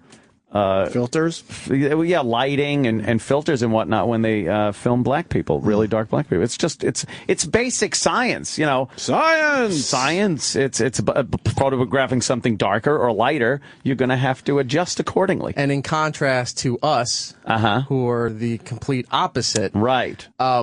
Again, throws off the flash. So it's camera. either really too bright or it's too dark. You mean us, the chosen race? Right. If you want to call it that. So the privileged. The privileged. I went through with taking two photos. So this way, the first one usually fucks up, and then the second one gets it like that. So the camera it takes one photo for the camera to learn what's going on, and it adjusts accordingly. Right. So you were taking two pictures. Of everybody. Yeah. Because I've learned over the years that this is just always a problem.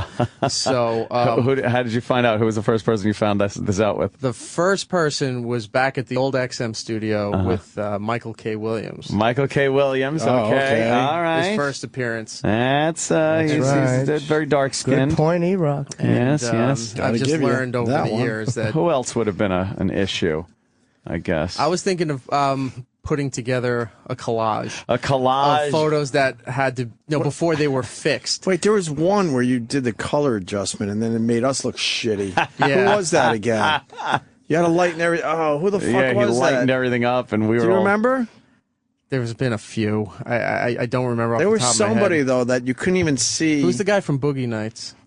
Don Cheadle. I think might have been one of them. Don Cheadle he'll fuck up a picture. Marion Barry might have been Marion one. Barry. Marion Barry. All right. That's true. And there was a Certain setting athletes. on there?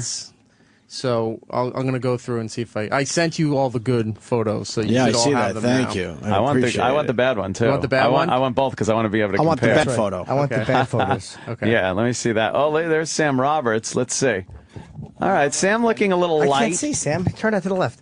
That's not bad. That's good. I don't like your dumb eyes being open. Sam doesn't know how to just take a picture. No. Taking lots of pictures. Yeah, you're taking lots of pictures, but you always look like you're fucking making a promo poster for Douche Magazine.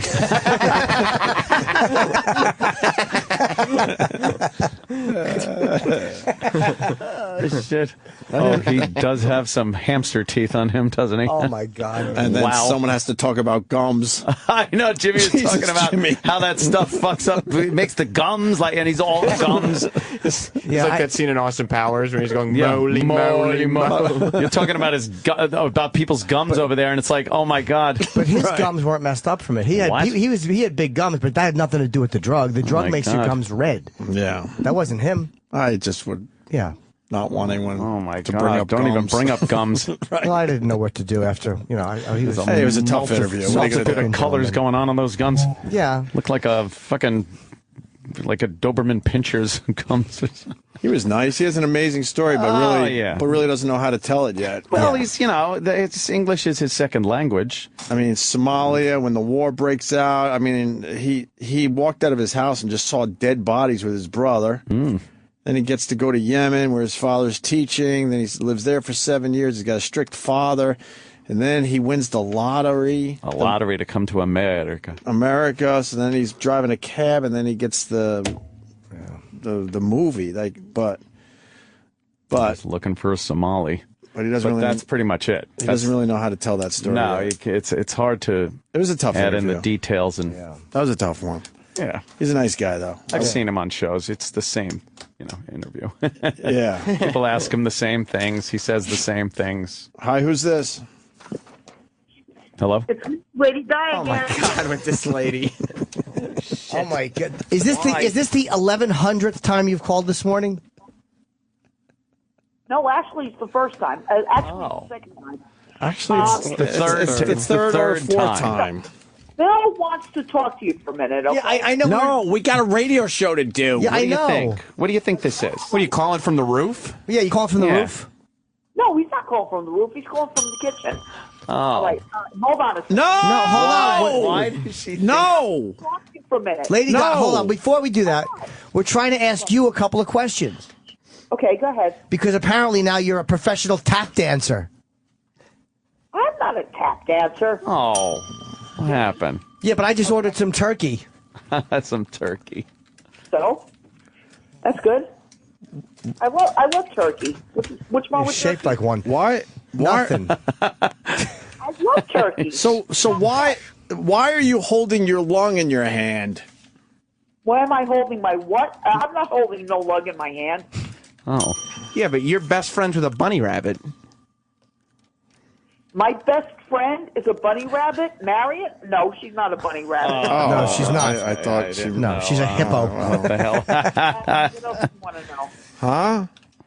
What else do you want to know? Well, Marion's not even your best friend. Marion said her best friend is a Somali pirate. No. What else? Shut What up. else? Just shut up. Yeah, be quiet. Fucking sick of you. Exactly. We don't know what you're talking about. Right. We were talking to the guy from the boat movie, That you never heard of. which, 'cause by the you're way, so out of touch. Which, by the way, she called in the middle of. Right. But we didn't take her call. We Hold should have. on a second. All right. Oh wow! Excuse me. Stand up for yourself on your hind legs. Getting what they call belligerent. I didn't know drunk. we were talking to the Queen of England. I'm not the Queen of England. Oh. She's reached No. that belligerent drunk point. Not the Queen she's of the England. pig of Jersey. Yeah. Elizabeth, New Jersey. Yeah, that's me. No, we said the pig of New Jersey. You slob. What? You're a slob. Yeah. I am not a slob. You've changed. Ever since you moved to Hawaii 2 hours ago, you've changed. Yeah, I was never in Hawaii. Oh. But why would you move there if you've never been there? How could I move there if I never been there? Exactly. That's why I'm asking exactly. you. You did it 2 hours ago. Yeah. Yeah. Right. So are you up to 1 million beers? Getting close. Oh wow! She's All right, getting close She's to a good. million beers. Yeah. All right. You're pretty buzzed right about now, right? Yeah. Yeah, I would say so. Well, that's only because you live with Bill, who was an astronaut at one point. Yeah. Excuse me. He wants to talk to you. Oh. But what? Oh. Hold on, Lady Di. Hold on. What? What space shuttle mission was Bill on? You ask him. Oh. He's right here. Okay, hold on. Yeah, what's up, guy? What do you need from us? Why'd she call? Oh, excuse me. I don't need nothing. He wants the recipe for ricin. You're pretty obnoxious, Bill. I'm really getting this vibe from you. You're like a real tough guy. No bullshit with this guy. No, all right. Don't fuck with me. I'll fuck with you. Yeah, but I know. I You don't told us buy that. that. You're like a fucking telephone tough guy. You think he's a pussy in real life? Yeah, you sound like a little fucking pussy. I do? Yeah. What? You do. Oh. You sound like a little fucking pussy. You let that fat I'll tell you piece what, of you're shit. big enough to fuck with me. You let that fat piece of shit boss you around. Oh, come on, he's in the other room. Because you're a little pussy boy. What'd you do? Would you? Your parents raise you all your whole life, giving you money. You never worked a hard day in your life. You fuck. I never worked a hard day my whole life. Well, you said it. At least you just admitted it. No! Face. You guys are a bunch of fucking jerks. Oh, wow. Oh, Ooh, you got me shit. there. Pussy boys got You insults. got me there, you fucking queen. Excuse me, I'm the queen, yeah. Yeah. Yeah, I'm a real queen. I'm a man. A queen is a lady. Yeah, like you cocksucker. No, I eat pussy. Oh, no, you don't. I don't. Yeah, Yeah, you got pussy right in the house, and you're not eating Yeah. that. You're not even fucking that slob Diana. What do? Jack off looking at fucking Justin Bieber photos? Whoa. Oh, you guys are a trip. Yeah. I got a 29-year-old girlfriend, and I got a 41-year-old girlfriend. What? What about Diana lives with me. Okay, that's it. What's his name? Oh, fuck. Oh, shit. Hey, you asked me what is his name? Yeah. Okay, fine. Why don't you ask me how big his dick is? Yeah, how big is Pekka? Yeah. He's getting you back, brother. It's like, how big is his dick? This guy's good. Yeah. Why don't you just tell me how deep your asshole is, and I'll know how big his dick is. Oh shit. you like that? I tell you, I ain't saying that was funny. that was pretty good. Oh, really? Hey, Bill, fuck Lady Di. You're the star now. You're the star now. Right? Huh? You're the star. We don't need Lady Di anymore. Di said you wanted to call us and ask us something. What do you want? Yeah, make it quick. No, make it quick. Yeah, I'm just supposed to be up on the show. I don't know, what, February something? Yeah, February, Lady Di and Marion are coming back on the show. What, you want to join them? We're doing the second Super Show. You want to be on the Super Show? When's the Super Show? What's that? February 7th. Well, that's when we have a bunch of people up Put and it on kind of the have docket. a little party atmosphere live on the air. Right. Well, I won't I be think here. you'd fit in perfectly. I'm in DC. Much like that dick fits in your fucking mouth. Oh, no. He's all right. This guy's all right. Hilarious. One abs. I tell you what, guys. Yeah. There ain't nobody big enough to shut my mouth. Oh, tough guy. Look out. All right, let's get Lady Di back on the phone here, Bill. Yeah. We'll see you for the Super Show. Yeah. I'm a second-degree black belt, third degree. I mean, 3-time Golden Gloves. There ain't nobody big enough to shut my mouth. Fucking Jesus. golden gloves. Not bad, Bill. Look out. You're an old bruiser. What do you got, cauliflower brain? No, I ran a whole corporation for 25 years. Oh, really? Queer Corp? Yeah, he ran Dumbbell Inc. and that's where he met her. You guys are, I tell you what, you guys are funny, but you're nothing but a bunch of assholes. Right? Well, let me tell you something. The jerk store called, and they're running out of you. Huh? All right. Let's get Lady Di back on the phone. No, I'll be up there, and I tell you All what. right. Yep. He's probably going to end up kicking our asses, you idiot. No, he's a good egg. We like you, Bill. Especially now that we know you're a Well, I 7-degree tell you what, black you belt. I tell you what, then. Yeah. You got a hair in your asshole like a pussy's got? Yeah. And I'll fuck you. I do. What are you, a 7th-degree black liver? No, I don't drink. Well, yes, you do. You just said you drank beer. Yeah, I'm not a drinker. I'm not an alcoholic. Oh.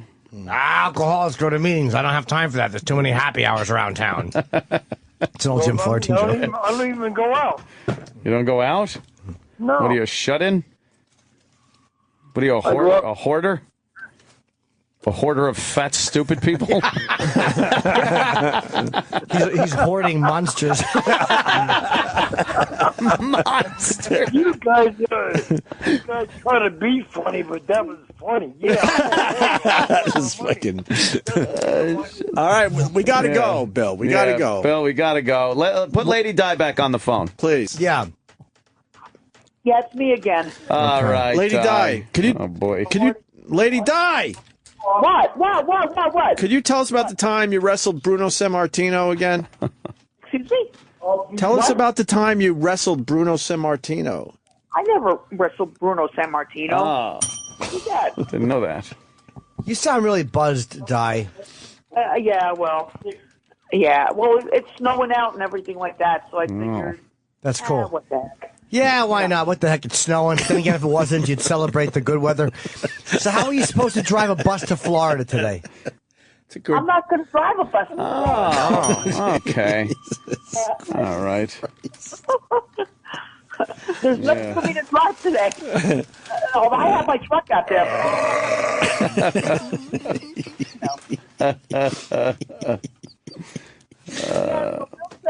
Bill said he's going to be up in the studio with us. Yeah, it was fascinating. It was an amazing fucking. Can we do it another day?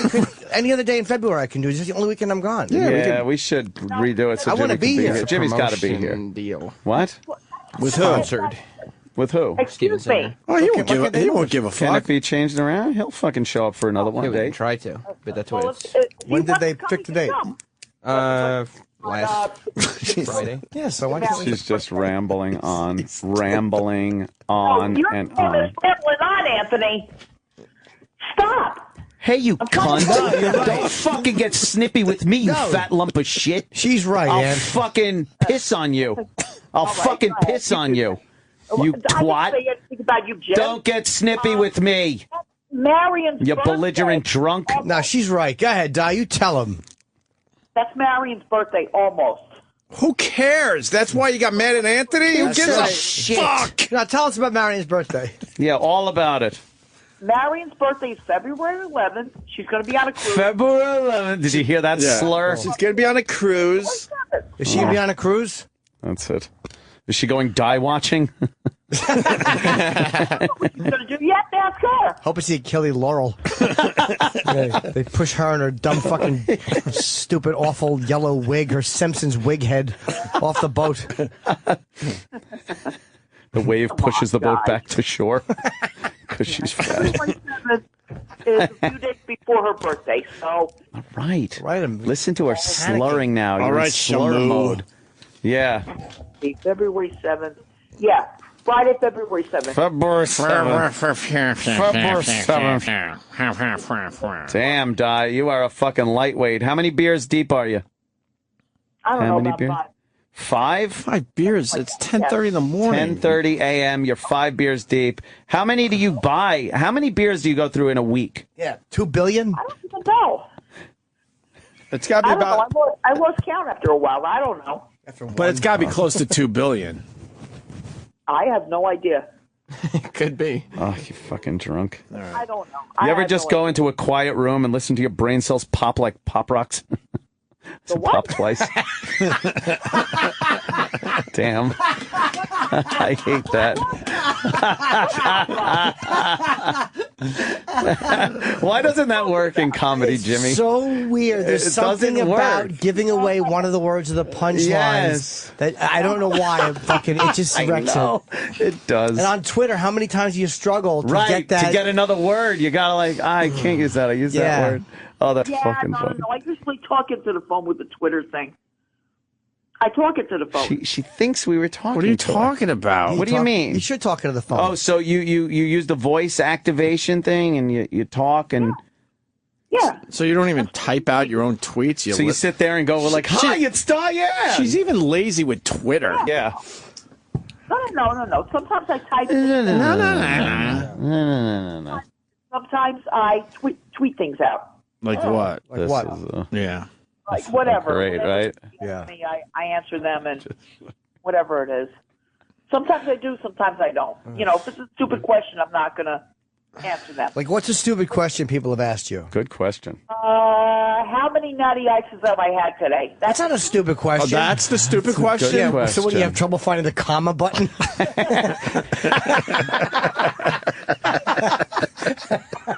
Do you know how many she'd have to have drank to need a comma? Over 999. Exactly, Jimmy. That's a lot. Sure is. Questions like that. Oh, nice cough. That's great. What happened? You still smoking?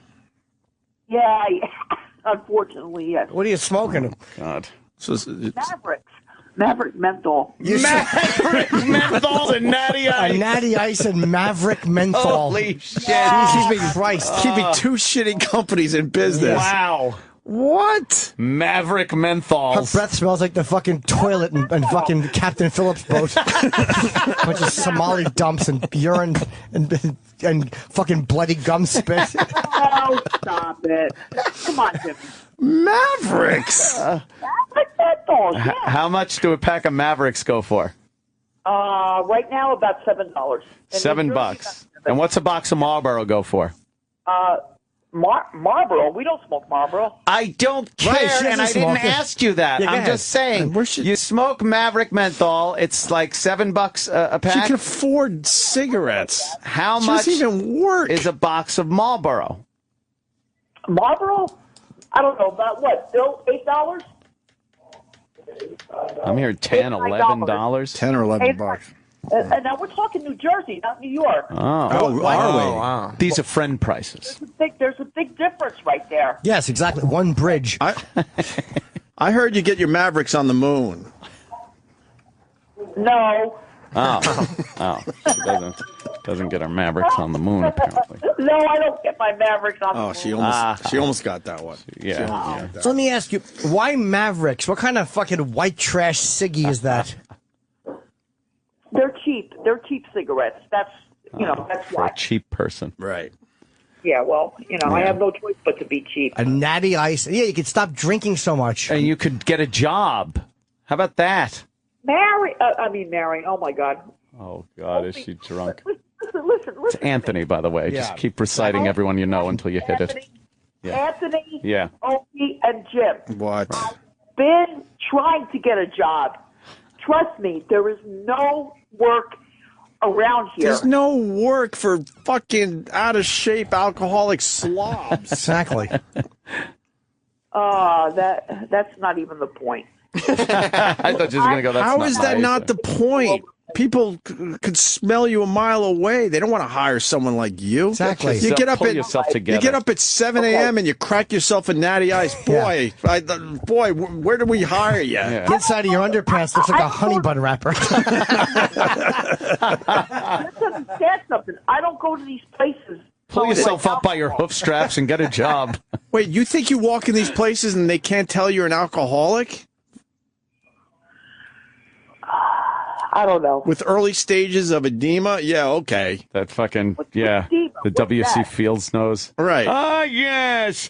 I've come for some employment, my friend. Exactly. Ah, yes. Fucking blue veins popping all around her nose. Perhaps the dollar store will hire me on. With her Maverick fucking cigarette breath. Oh, there's a Maverick hanging out of her mouth. Probably just fucking her Excuse me, I don't yellow know their- What fingernails. time are the cigarette breaks here? How much do I get paid? When do I leave?